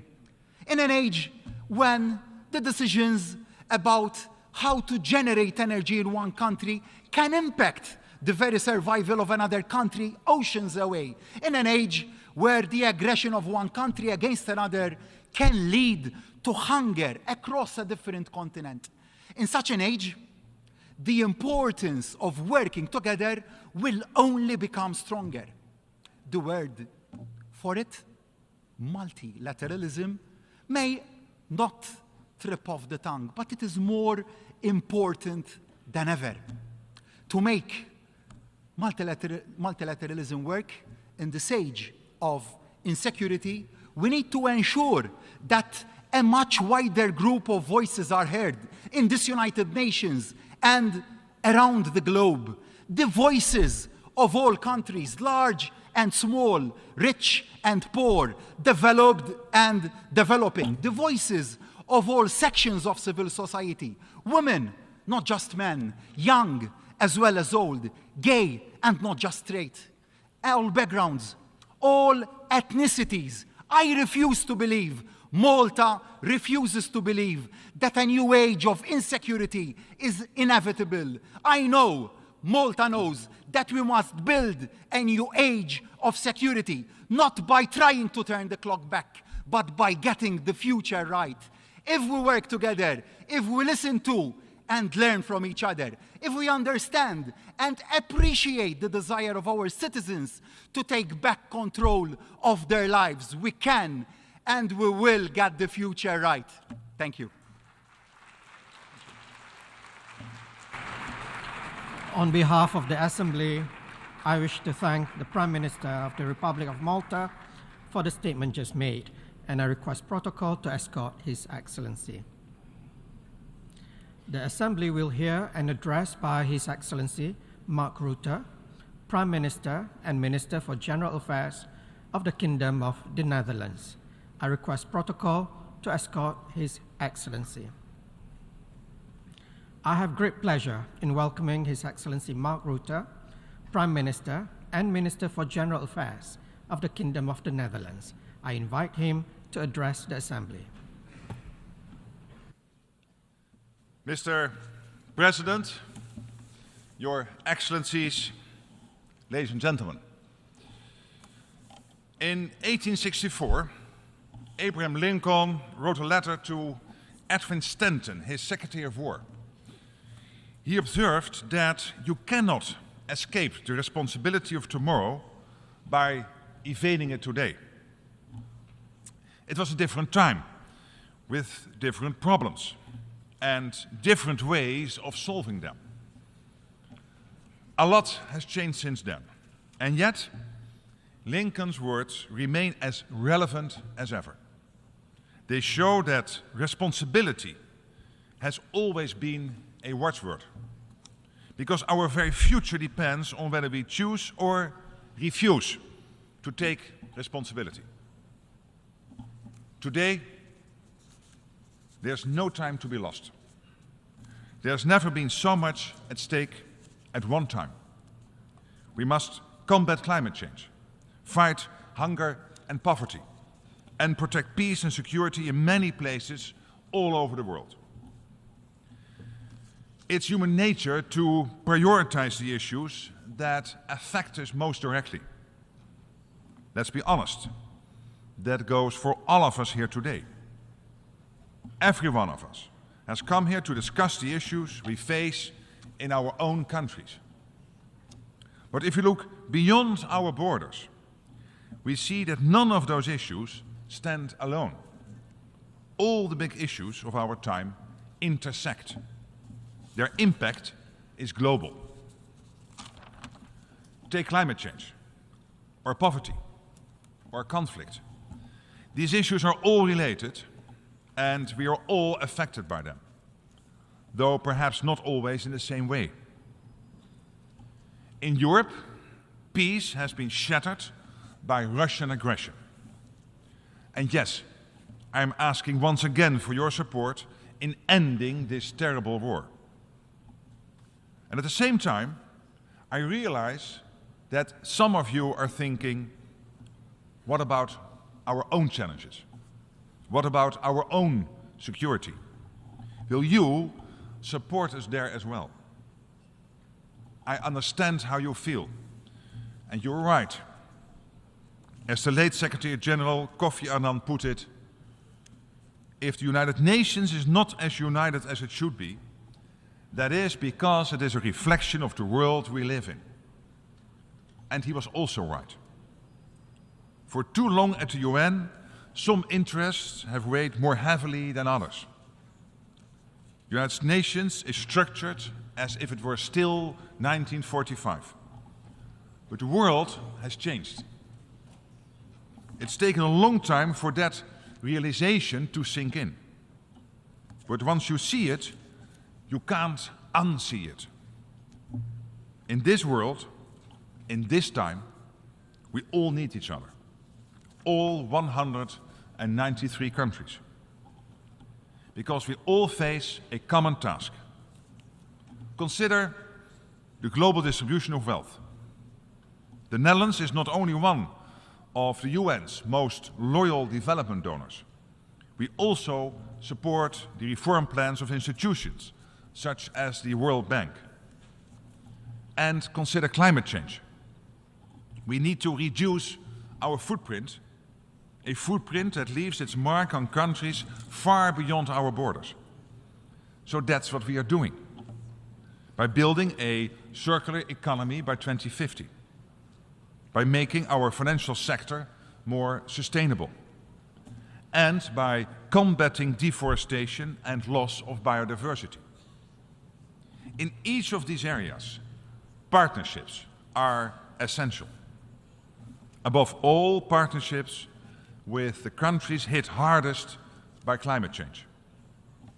Today, I will speak with several small island development states about climate adaptation, about ways of exchanging knowledge, expertise, and innovative solutions.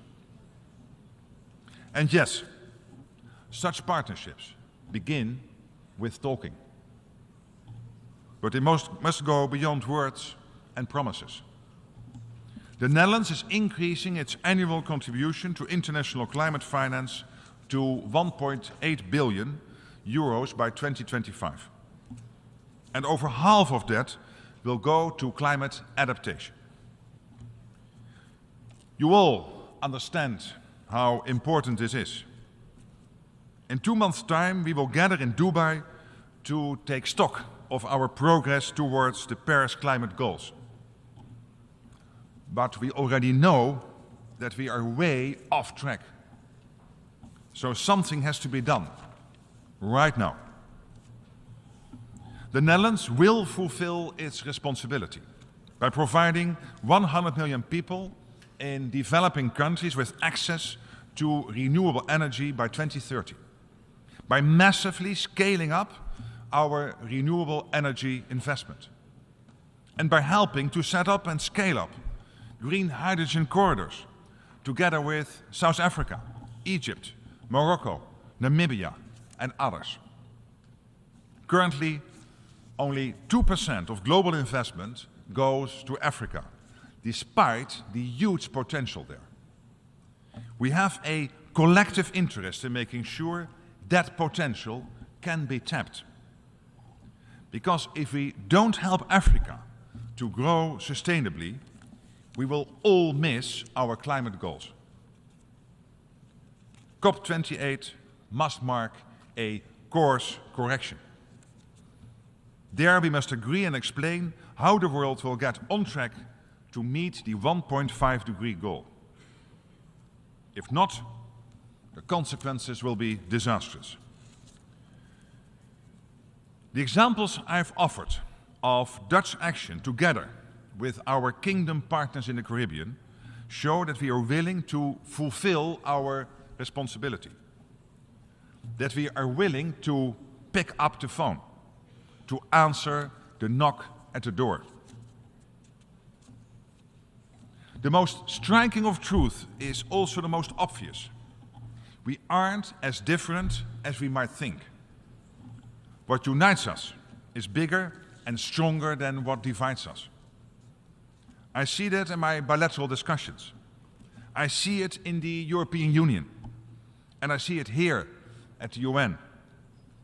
However different our backgrounds are, however different our countries, we share the same universal values. Peace, freedom, justice. On the 17th of July 2014, those values, which the Netherlands holds so dear, were trampled underfoot. It was the day that flight MH17 was downed by Russia. The day the Dutch people and people everywhere were reminded in such a painful manner that peace, freedom, and justice are not givens, but require our constant efforts. Those values, those collective aims, form the basis of the United Nations. They are the reason we are here today. With that in mind, let me talk about Ukraine. Every day, millions of people feel the effects of Russia's aggression. Above all, the Ukrainian people, who are the victims of terrible crimes. Every day they live in fear. Am I still safe in my own home, in my city? Will I ever see my family alive again? These are questions no one should ever have to ask. In Europe we thought we'd never need to ask them again. But we were wrong. And so now it's up to us to respond, to pick up the phone, to answer the knock at the door. We can't leave one country to fend for itself. I know some countries are hesitating, asking themselves why they should get involved in someone else's war. To them I say, it's your war too. Because even if there is no shooting in your towns and your cities aren't being bombed, this war affects everyone. People in vulnerable countries know exactly what I'm talking about. The global food supply is being used as a weapon of war and food prices are soaring. Millions of people are being pushed back into poverty and hunger. And it's precisely the most vulnerable countries that are being hit the hardest. You won't find them on the official casualty list. But those countries and the people who live there are also the victims of Putin's aggression. Russia's conduct goes against everything that we in the UN stand for. That alone is reason enough to take action. The Charter of the UN, our common foundation, is very clear on this. When push comes to shove, we can't neglect our duty because it's not convenient, because we have other things on our minds, or because it seems too hard. No, no, no. The Charter is intended for moments like these, for a time and a place like this. The General Assembly of the United Nations is the ultimate time and place to hold each other to account, to remind each other of our responsibilities. That goes for all of you and that goes for me too. I've explained how the Netherlands will fulfill its responsibility. You can hold us to that and you can call us to account for our actions. And in the same way, I'm calling on you. Speak out against Putin and Russia's violation of the UN Charter. Support the peace plan. Support Ukraine, even if it takes time, even if there are setbacks, especially if it takes time and there are setbacks. And tell Russia to give back the stolen children of Ukraine. Some countries feel they are supporting peace in Ukraine simply by calling for an immediate ceasefire. They think that this will help end the war, that peace, freedom and security will return automatically. They see it as an expression of nuance. They want to see the good in others. They don't want to point the finger of blame. In the case of the war in Ukraine, there is no shared blame. There is no doubt about who the perpetrator is and who the victim. Russia attacked Ukraine, a sovereign nation, not the other way around. So there can be no shared solution. Russia is the aggressor here, and it is not Ukraine's supporters that are prolonging the war. It is Russia. Putin has occupied 20% of Ukraine. An immediate ceasefire now would mean victory for Russia. That is the reality. And a just and lasting peace can be achieved only if we recognize that reality. Ladies and gentlemen, there's a lot at stake here. Putin is counting on us being divided. He is counting on us ending our support as the war drags on longer and costs more than we thought. He is counting on us losing interest and returning to our own problems. This is Putin's strategy. And now that push has come to shove, we must show that we have learned from the past, that we will all pick up the phone, that we will all answer the knock at the door, that we will all fulfill our responsibility. Thank you.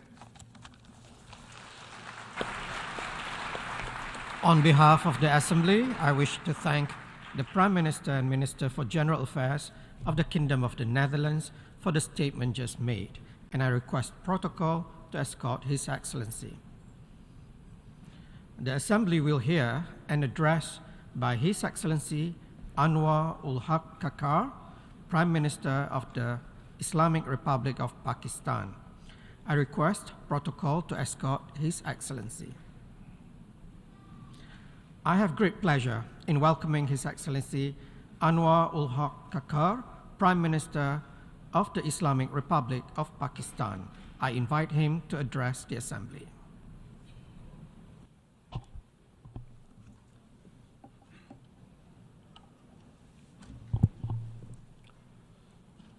Bismillahir Rahmanir Rahim. Mr. President, Excellencies, Head of State, Government and delegations, ladies and gentlemen, on behalf of the government and people of Pakistan, I convey to you, Mr. President, our warm congratulations on your elections to guide the work of this historic session of the UN General Assembly.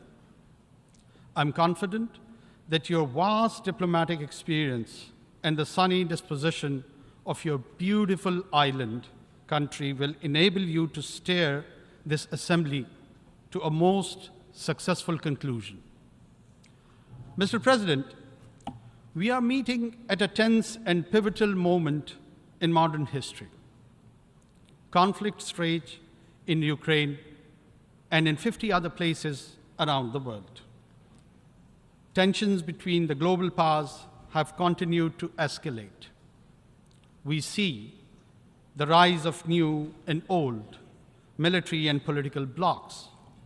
Geopolitics is resurging when geoeconomics should have primacy in the world. The world cannot afford Cold War 2.0.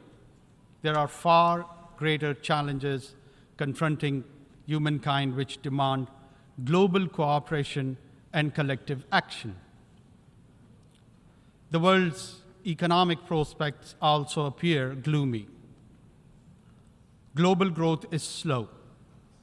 High interest rates could trigger a recession.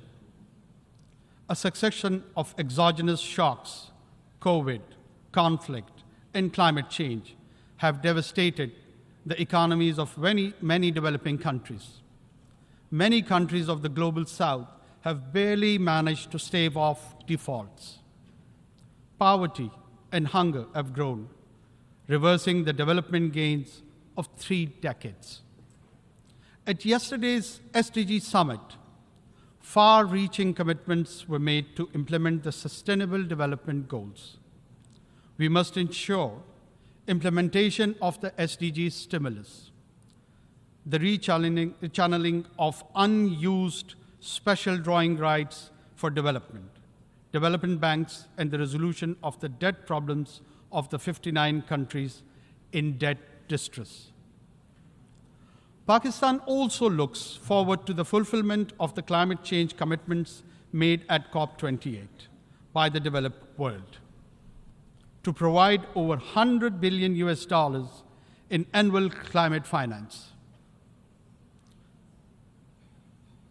allocate at least half of such finance for adaptation in developing countries, operationalize the fund and funding arrangements for loss and damage, and accelerate their carbon emission.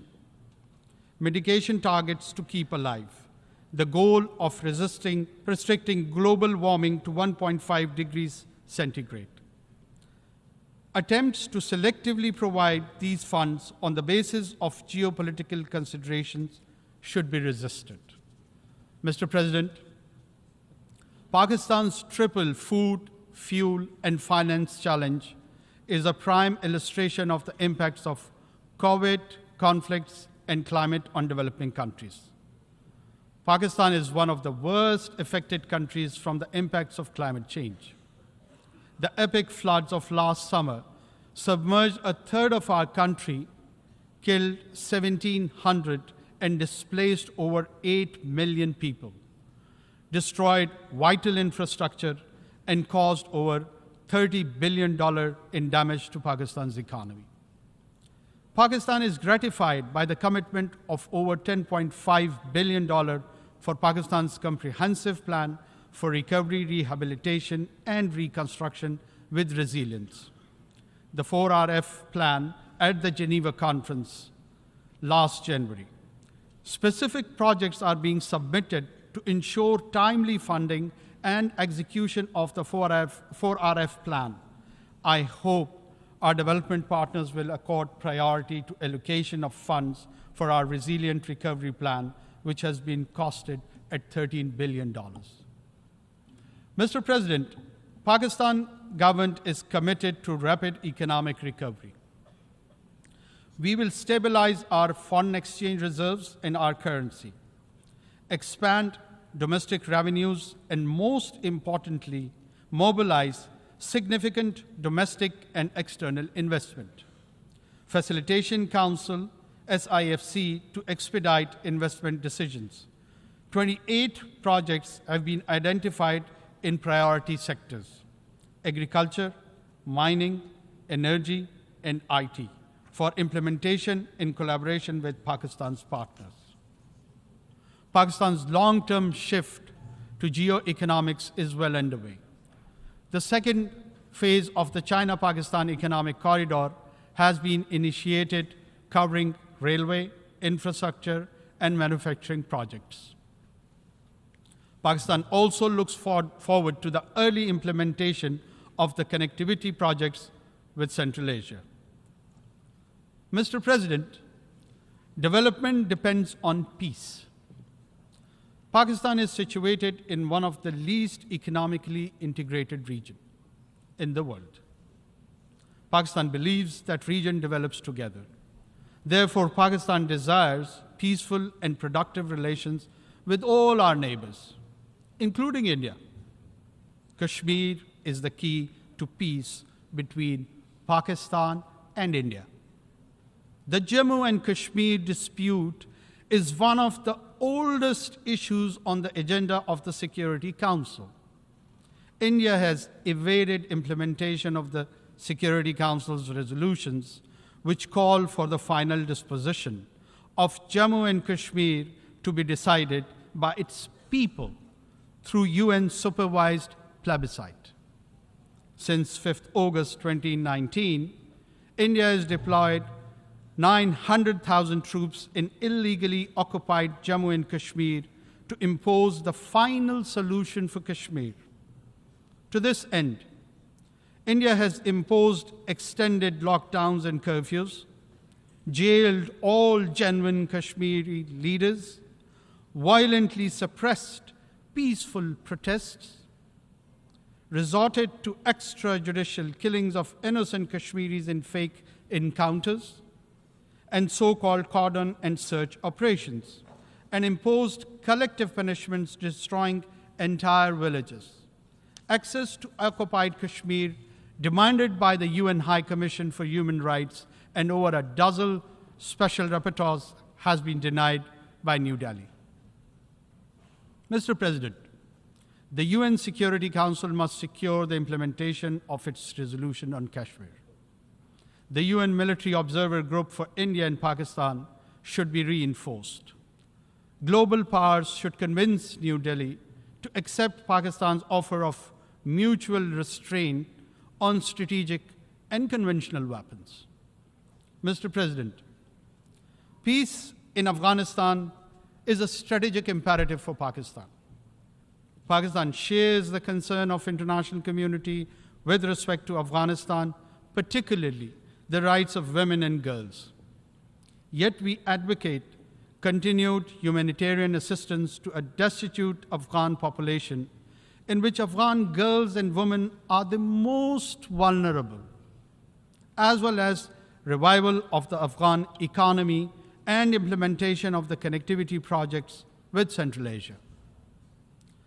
Pakistan's first priority is to prevent and counter all terrorism from and within Afghanistan. Pakistan condemns the cross-border terrorist attacks against Pakistan by the TTP, Daesh, and other groups operating from Afghanistan. We have sought Kabul's support and cooperation to prevent these attacks. However, we are also taking necessary measures to end this externally encouraged terrorism. Mr. President, Pakistan welcomes the progress made towards ending the conflicts in Syria and Yemen. In particular, we warmly welcome the normalization of relations between the Kingdom of Saudi Arabia and the Islamic Republic of Iran. Unfortunately, the tragedy of Palestine continues. With Israeli military raids, airstrikes, expansion of settlements, and eviction of Palestinians, durable peace can be established only through a two-state solution and the establishment of a viable and contiguous Palestinian state within the pre-June 1967 borders, with Al-Quds al-Sharif as its capital. Mr. President, UN peacekeeping has been a success story. Over more than 6 decades, Pakistan has contributed 230,000 peacekeepers in 47 missions across the world. Today, UN peacekeepers face complex and unprecedented challenges, especially from criminal and terrorist groups, as in the Sahel. We must ensure the safety and security of peacekeepers. Pakistan shall continue to work with the UN to develop the capabilities and more robust mandates required for successful enforcement actions by UN and international forces where needed. Mr. President, we must counter all terrorists without discrimination, including the rising threat posed by far-right extremist and fascist groups, such as Hindutva-inspired extremists threatening genocide against India's Muslims and Christians alike. We also need to oppose state terrorism, address the root cause of terrorism, such as poverty, injustice, and foreign occupation, and distinguish genuine freedom struggles from terrorism. Pakistan prospers the creation of a committee of the General Assembly to oversee the balanced implementation of all 4 pillars of the global counter-terrorism strategy. Mr. President, our progress based on rich history of cooperation, understanding, exchange, and synthesis of ideas among civilization is impearled today. The narratives advocating a clash of civilization have done considerable harm to humanity's progress. Such ideas have done considerable harm to humanity's progress. Such ideas have bred extremism, hatred, and religious intolerance, including Islamophobia. Make no mistake, it's a latent threat that undermines millennia of progress. We need to cherish and celebrate our diversity and different ways of life. Mutual respect, sanctity of religious symbols, scriptures, and personage should be ensured. While Islamophobia is an old age-old phenomenon. However, after the 9/11 terrorist attacks, it has assumed epidemic proportions, as manifested in the negative profiling of Muslims and attacks on Islamic sites and symbols, such as the recent public burnings of the Holy Quran. Last year, this Assembly adopted a resolution proposed by Pakistan on behalf of the OIC, declaring 15th March as the International Day to combat Islamophobia. Earlier this year, the Human Rights Council adopted an OIC resolution submitted by Pakistan urging states to outlaw the burning of the Holy Quran and similar provocations. We welcome the legislation initiated by Denmark and contemplated by Sweden towards this end. Pakistan and the OIC countries will propose further steps to combat Islamophobia, including the appointment of a special envoy, creation of an Islamophobia data center, legal assistance to victims, and an accountability process to punish Islamophobic crimes. Mr. President, the complex global and regional challenges that the world faces today can be best addressed through effective multilateralism within the framework of the United Nations. However, multilateralism is being eschewed due to the unilateral policies of and strategic rivalry and tensions between global powers. Pakistan will continue to work actively to strengthen multilateral institutions and enhance global cooperation. Pakistan looks forward to continuing negotiation on the scope and elements of the Summit of the Future and the Pact for the Future, building on the convergence that emerged in earlier consultations. The summit's preparatory process must not disrupt existing negotiating processes, such as the intergovernmental negotiations on the reform of the Security Council. Mr. President, Pakistan does not believe in elitism. With the Committee of Nations, the UN Charter principles of equality and sovereignty must be preserved in the interest of global peace and prosperity. Pakistan believes that additional permanent members to the Security Council will further erode its credibility and legitimacy. The widest possible agreement can be best achieved on the basis of the Uniting for Consensus Group's proposal for expansion of the Council only in the non-permanent category, with provision for a limited number of long-term seats. Mr. President, Pakistan believes that to build, preserve, and promote peace and prosperity today and in the future, it is vital to reduce great power rivalry and tensions, ensure strict adherence to the UN Charter, consistently implement Security Council resolutions, eliminate the root cause of conflicts, and respect the principles of non-use of force, self-determination, sovereignty, and territorial integrity, non-interference in the internal affairs of the states, and peaceful coexistence. Pakistan will work diligently and actively with all member states to realize these vital elements of a new, equitable, and peaceful world order. I thank you. On behalf of the Assembly, I wish to thank the Prime Minister of the Islamic Republic of Pakistan for the statement just made, and I request protocol to escort His Excellency. The Assembly will hear an address by Her Excellency Mia Amor Motley, Prime Minister, Minister for National Security and the Public Service, and Minister for Finance, Economic Affairs and Investment of Barbados. I request protocol to escort Her Excellency.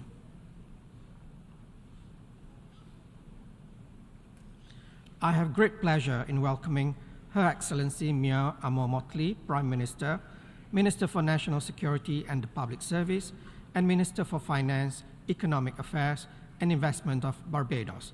I invite her to address the Assembly. Thank you very much, Mr. President, and I'd like at the outset to congratulate my dear brother from Trinidad and Tobago for his assumption of the office of the presidency of this General Assembly.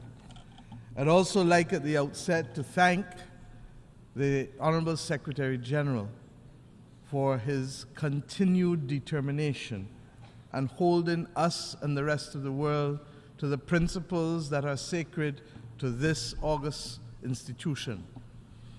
The truth is that the speech which he delivered at the beginning of this General Assembly can be adopted wholesale by the government and people of Barbados because it reflects our aspirations and it reflects our view of the current status of the world.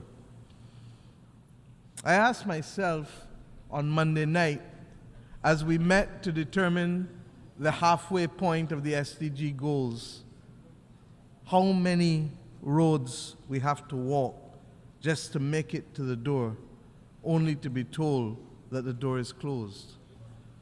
Those are not my words. Those are the words of Rocky Dawuni, a famous reggae artist from Ghana, nominated for awards multiple times. But his words ring because in a very real sense, are we going to trod the roads only to be told that it's too late? Too late for us to save as many as we can from the climate crisis. Too late for us to save as many as we can from the conflicts of war.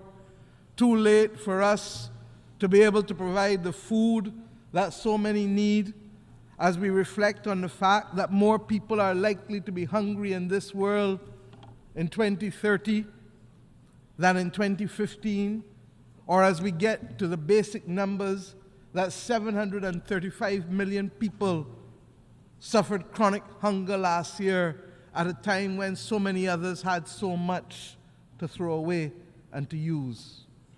Are we going to be too late for the SDGs that are really the promise of development and the promise of the conferral of dignity on our people? We have today to determine what is the will of this body comprised of the member states to make the fundamental governance changes that will deliver in the third decade of the 21st century. Our world, as you know, is replete with issues. And I don't need to stand here and recount them in detail, for you have heard them in almost every speech delivered from this podium. But what is the issue is whether we can summon the determination that is required of us to make the changes that are appropriate to the age in which we live. Our democracy cannot survive if we do not have the same facts.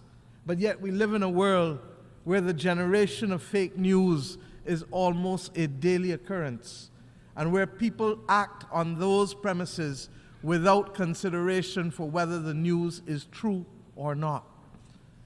The role that artificial intelligence, generative artificial intelligence, will play in our world must be for good purposes and not evil. But if we are to ensure that is the case, then an appropriate framework for regulatory action must be put in place. We therefore support the actions of the Secretary General, recognizing that the question will come one day from some as to whether you sought to preserve our democracy or whether you allowed it to crumble, and whether you have failed us as individual citizens of the world. We ask that question, recognizing that AI is not in the immediate focal point of many, because the drama and the crises that surround climate is taking out all of the oxygen, literally, in the world. Those people who died in Libya recently were going about their business. They had aspirations. They had business that they were hoping to do, families that they were trying to protect. And in the flash of an eye, all of that came to an end. And not because we didn't expect it or anticipate it. The records of the multinational companies who are engaged in fossil fuels will show that they have always known for a considerable period of time the consequences of their actions. And while they themselves are not the immediate cause, the absence of technology to be able to limit what they are emitting is the cause. And by extension, therefore, they must take responsibility. We can go no further without an engagement of the oil and gas companies that is meaningful and credible. And we need to stop talking about it and just simply ensure that that kind of conversation can happen. But it is not just the oil and gas companies, and we have nothing against them. We do not want to bankrupt them. But their actions continue to have implications for too many of our people. Their actions are equally bolstered by what I call the fit group, the financial institutions, the insurance companies, and the transport companies. They get a buy or a pass because they are invisible to the transactions and to the activity that lead to the problems that the world is facing. But they too are as responsible and need to step up to the plate. The notion that we can preserve global public goods only with public money ignores the fact that we have seen for the last 50 years the absolute dominance of the capitalist markets leading to a consolidation of wealth, and hence the ability to be able to play their role must be summoned by the rest of us.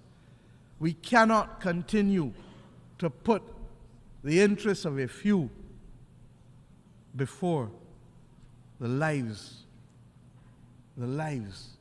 of many. I ask us today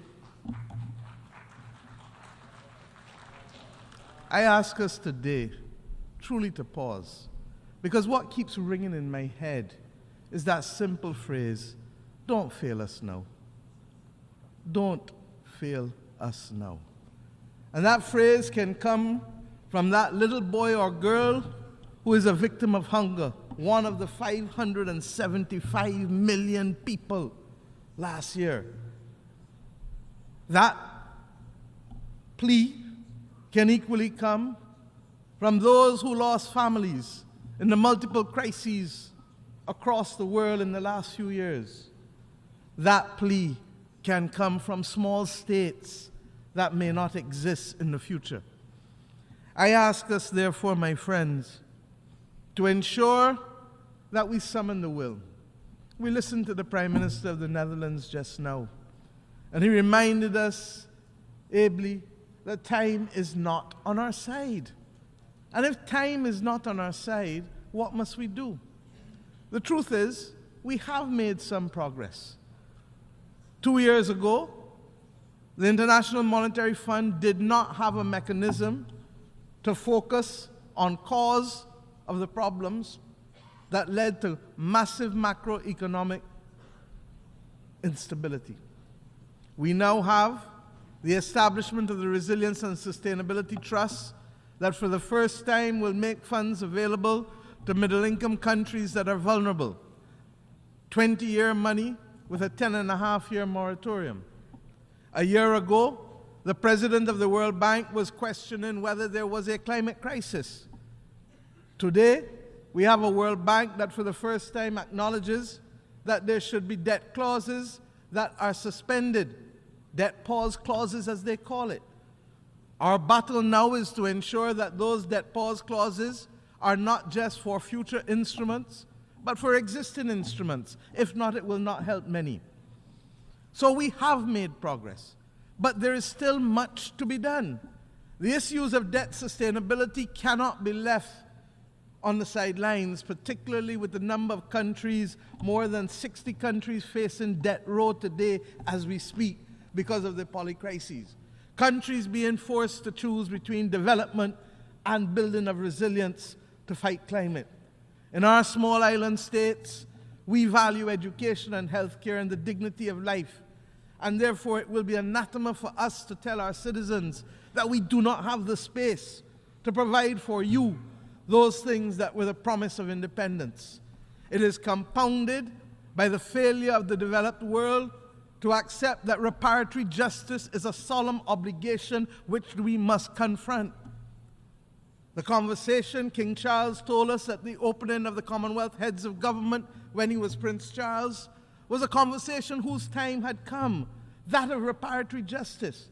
But it can't be a slow conversation taken up when people feel like. It has to be a conversation in which equal partners discuss. It cannot be an act of charity of those who simply feel that their conscience must be cleansed.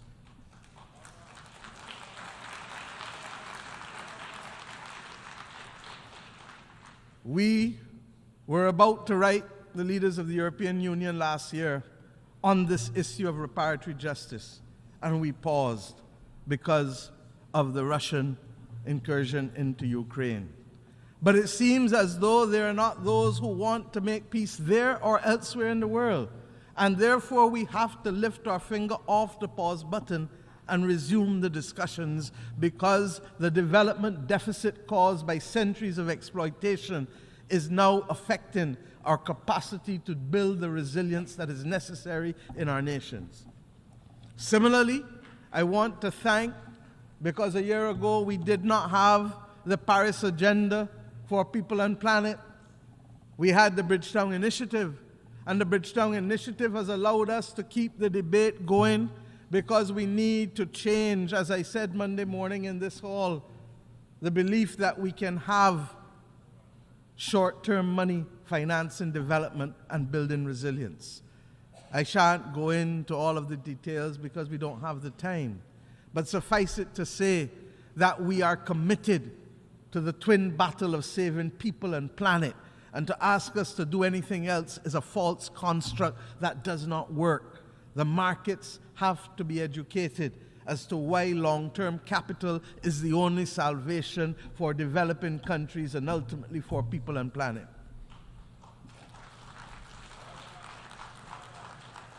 And my friends, year after year we talk about the need for global moral strategic leadership.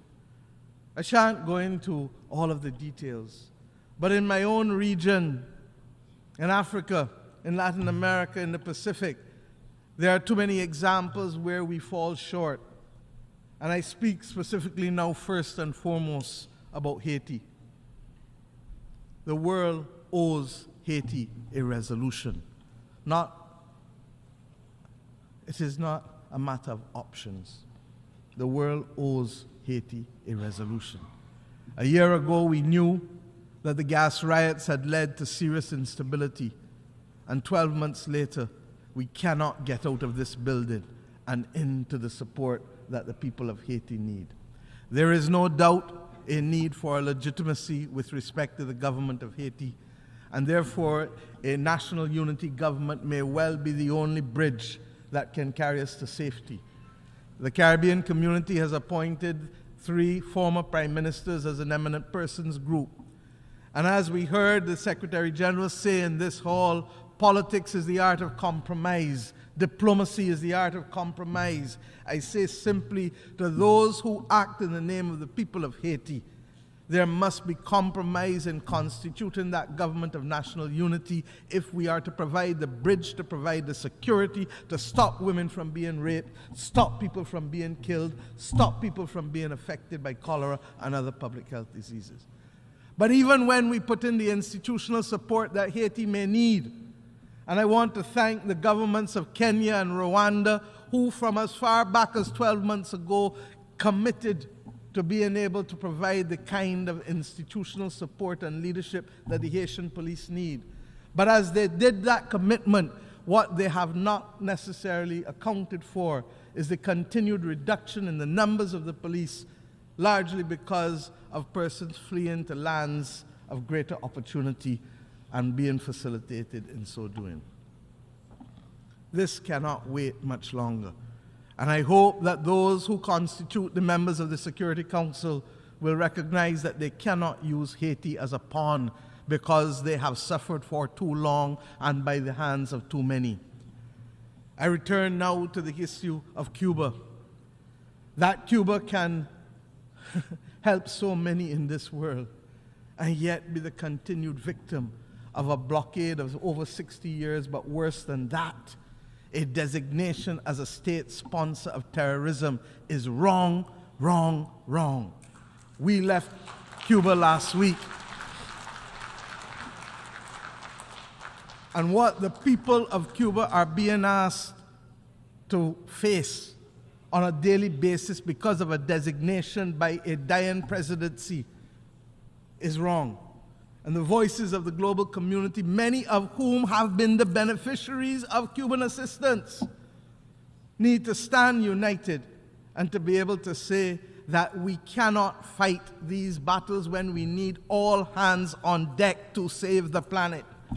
The artificial division of who is right and who is wrong and who is good and who is bad in the eyes of those who are powerful cannot continue to be the way in which this world functions.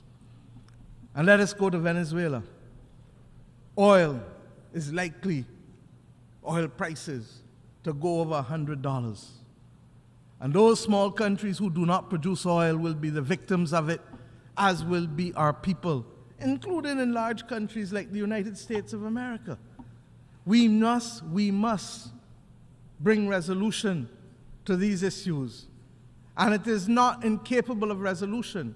When the United States of America and many countries in Europe determined that they were recognizing President Guaido without there being a presidency for him to assume because he faced no election, the members of the Caribbean community came to this august institution and met with the Secretary General and met with a number of countries. And little by little we saw people apply their hearts to wisdom and to recognize that the Charter of the United Nations did not allow for that kind of unconstitutional conferral of presidency on anyone. I say today that there must be transparency. It cannot be that the Caribbean community that needs a mechanism for stabilization in an energy crisis cannot have access to the concessionary prices that the government and people of Venezuela are prepared to make available to its neighbors to minimize the suffering. How is it possible for Chevron and the European Union to access the oil and gas of Venezuela, but the people of the Caribbean cannot access it at the 35% discount offered by the people of Venezuela? How is it possible that we should have to carry a cost of an additional 4% of GDP in my own country simply because the rules that allow for one do not allow for the other? There must be transparency and there must be moral strategic leadership if we are to build the team to save the planet and to save and attain the SDGs in today's world. My friends, there are many other things that we can discuss. We support the United Nations accepting the responsibility for tax. Why?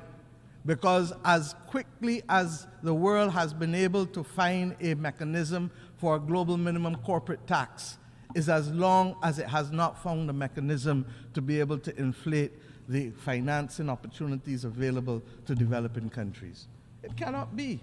We know how to run fast in one set of circumstances when it suits one set of people, but yet we run very slow when it matters to billions of people and their access to life and livelihood. I do not want to prey on your time anymore, but suffice it to say that we have reached a point where we must give thanks for the progress made, but recommit ourselves. For the mission was never simply to make progress. The mission is to be able to save the planet and to give the people of the world the best opportunity for life that is necessary for them as human beings. To be able to save the biodiversity of this world. To be able to save the soils of this world that must nurture the food that we eat. To be able to allow us to have access to safe water. And if we don't change how we do our business, if we don't recognize that the Security Council needs to put itself in a position not to speak to climate change, but to protect us against the climate crisis, because it is as much of a crisis as the war in Ukraine or the wars in Africa or the instability and conflict elsewhere in the world. And if we don't take a proactive approach, then we truly shall be victims of it. I believe that reform is critical at this point. But what I believe doesn't matter. What matters is the action of each and every country in this. And will we always be in a position of flux? No. There is hope because human beings want to survive. But the problem is that those whose actions we most need may be so confident in their survival that they do not act early enough for us. And that is why I say, will we trod the road to be able to get to the gates only to find that we are too late and the gates have closed? It will be open for some, but it will be closed for many. You know, vision without action, Nelson Mandela told us, is just a dream. And action without vision just passes the time. But vision with action can change the world. Our citizens believe that we come into a talk shop when we come here. You and I know that it's potentially different. But it will only be different when those of you who have the responsibility to act on behalf of governments can ask your governments to come to the point of the decisions that we need to make to provide the funding, the tools, and the solidarity, rebuilding the trust that this debate calls for. And if we can do that, then we will not save all, but we can save the majority of people who are currently on the front line.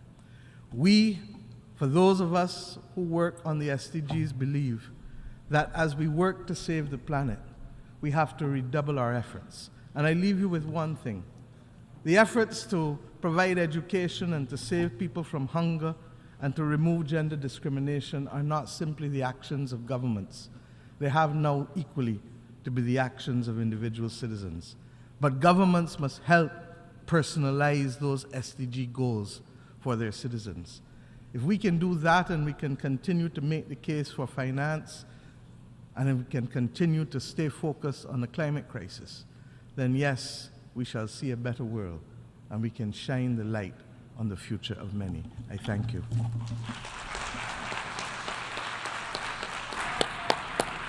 On behalf of the Assembly, I wish to thank the Prime Minister, Minister for National Security and the Public Service, and Minister of Finance, Economic Affairs and Investment of Barbados for the statement just made, and I request protocol to escort Her Excellency. The Assembly will hear an address by His Excellency Seta Thavisin, Prime Minister and Minister for Finance of the Kingdom of Thailand. I request protocol to escort His Excellency. I have great pleasure in welcoming His Excellency Seta Thavisin, Prime Minister and Minister for Finance of the Kingdom of Thailand. I invite him to address the Assembly.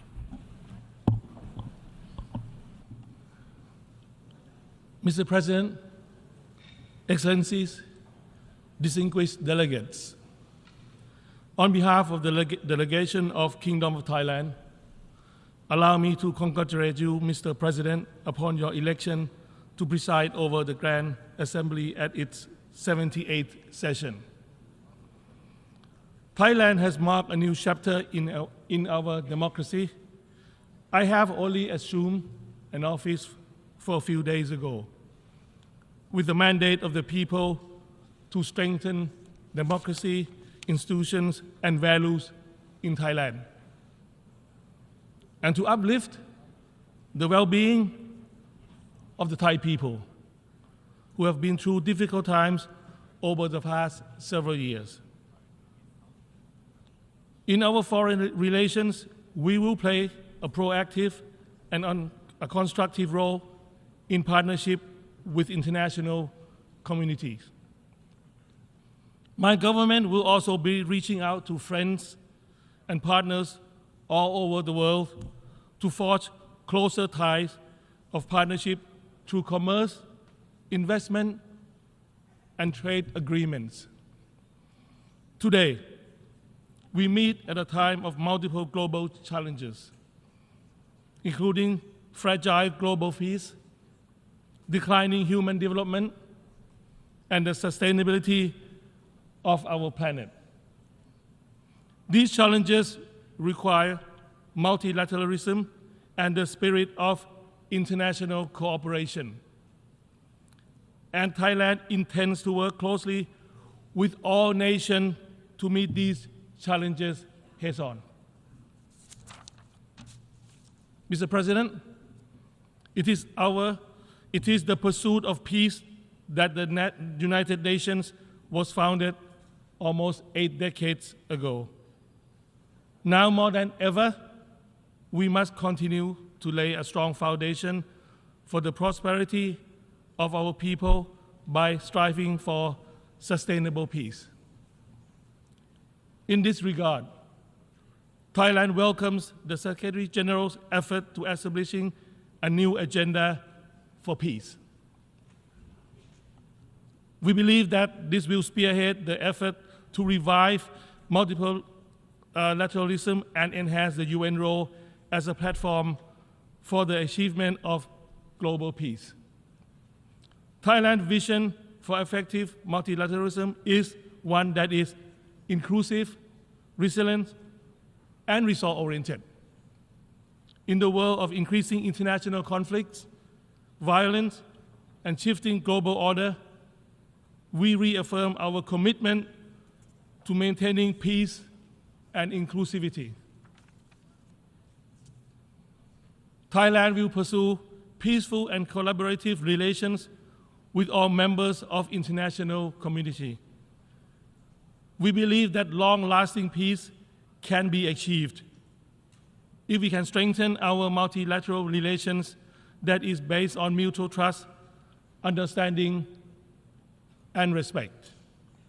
Mr. President, sustainable peace and development are linked with respect for human rights, human dignity, and freedoms.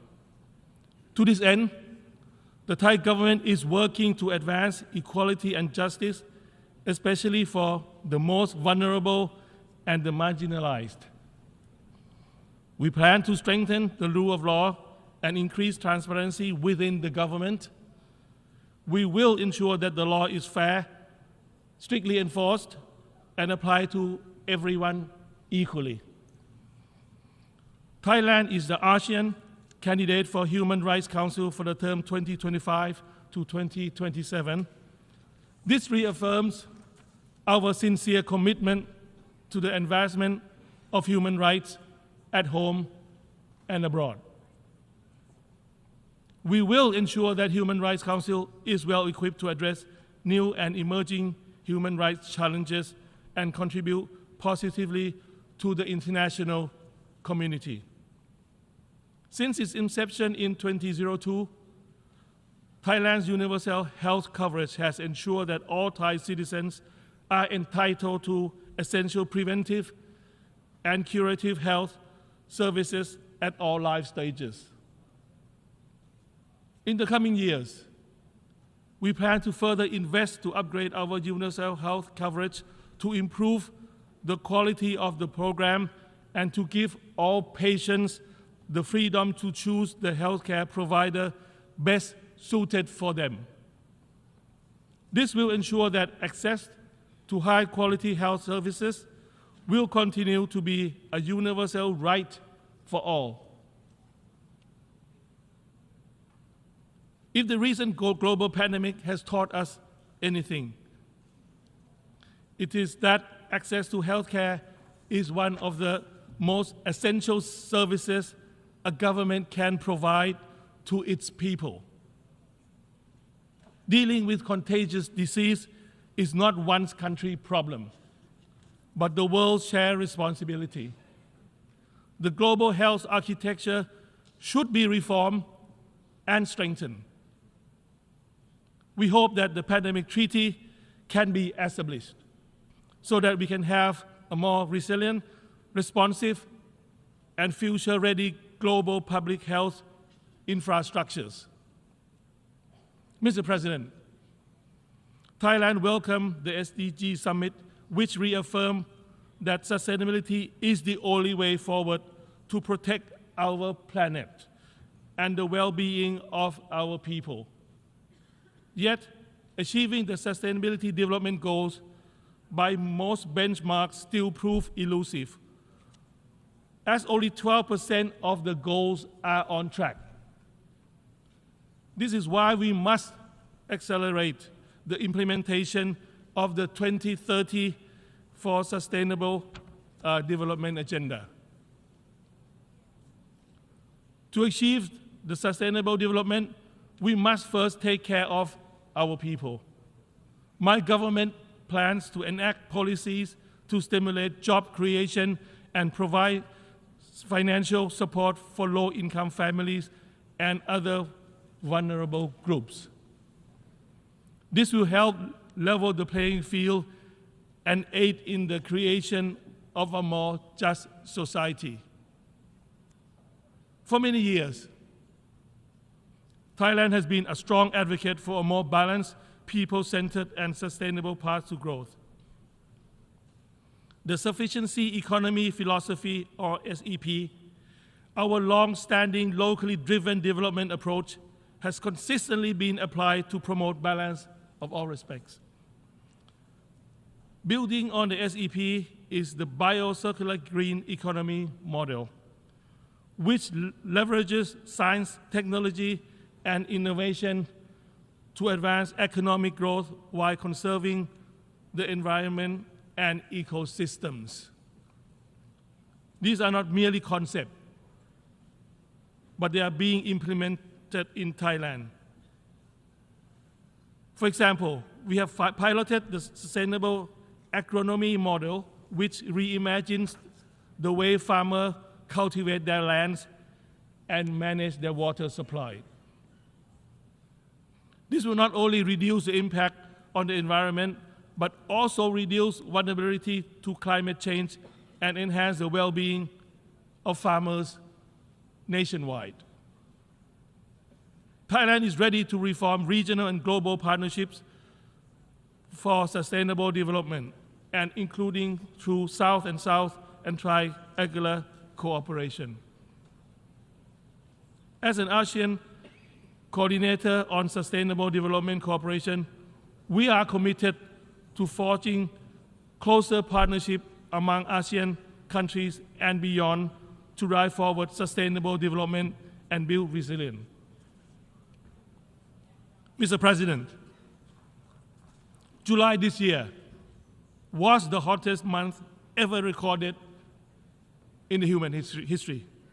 This is in line with the Secretary General's statement that the era of global warming has ended and the era of global boiling point has arrived.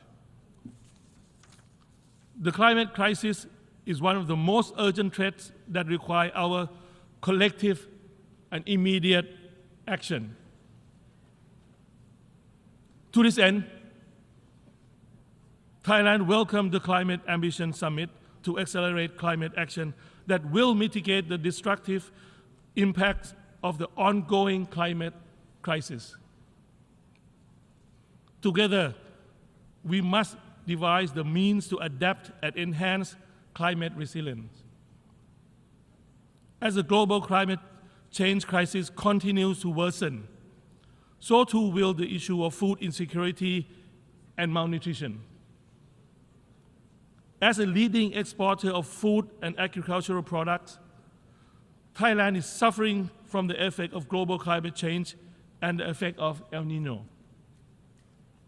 To ensure food security for the world, we are working hard to improve our water management systems and farming techniques.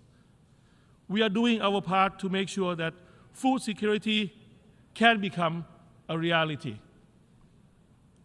To achieve a more sustainable future, we must invest in the planet.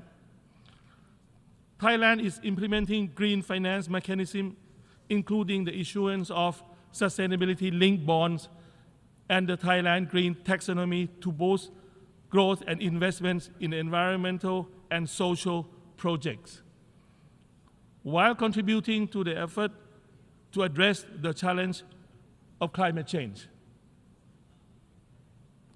To do our part, Thailand is determined to deliver on our pledge 40% of greenhouse gas emission reduction by 2040, carbon neutrality by 2050, and net zero greenhouse gas emissions by 2065 by mainstreaming climate actions in all economic activities. Our national energy plan has integrated our climate targets by enhancing energy efficiency, increasing the share of renewable energy, making a model shift of transport to domestic electric vehicles production. Mr. President, the United Nations represents the common aspiration of the global community. We must redouble our efforts to ensure that the organization continues to be the best representation of our collective humanity and solidarity. As such, Thailand has great expectation for the Summit of the Future to foster a better future for all. Based on the spirit of multilateralism, with the UN at the helm, in the global push towards sustainable peace and sustainable development. Thailand believes now is the time to pursue our common agenda for peace, prosperity, and sustainability for all. We invite every nation to be more ambitious in our goals, accelerate our actions, and work harder together to address these challenges. Only together can we build our better future. Thank you.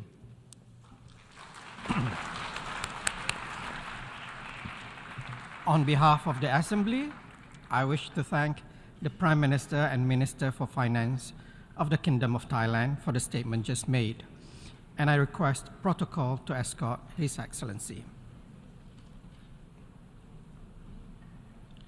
The Assembly will hear an address by His Excellency Xavier Espot Zamora, Head of Government of the Principality of Andorra. I request protocol to escort His Excellency. I have great pleasure in welcoming His Excellency Xavier Espot Zamora, Head of the Government of the Principality of Andorra. I invite him to address the Assembly. Senyor President, senyor Secretari General, Excel·lències, senyores i senyors. Voldria iniciar aquesta intervenció felicitant Sa Excel·lència, l'ambaixador de Trinitat i Tobago, Denis Francis, per la seva elecció com a president de l'Assemblea General, així com Sa Excel·lència Saba Korosi, que en un context internacional convuls ha mantingut amb rigor, amb eficàcia l'activitat de l'Assemblea al llarg del 77è període de sessions. Li agraïm, senyor president, el lema que escollit, reconstruir la confiança i reactivar la solidaritat, accelerar l'acció sobre l'Agenda 2030 i els seus objectius de desenvolupament sostenible cap a la pau, la prosperitat, el progrés i la sostenibilitat per a tots. El fem nostre perquè respon plenament als principis amb els quals Andorra treballa, tant des del vessant de la política interna com des de la perspectiva de la política internacional. Podeu comptar, doncs, senyor president, amb el suport lleial del nostre país per a la 78a sessió i us desitgem molts encerts.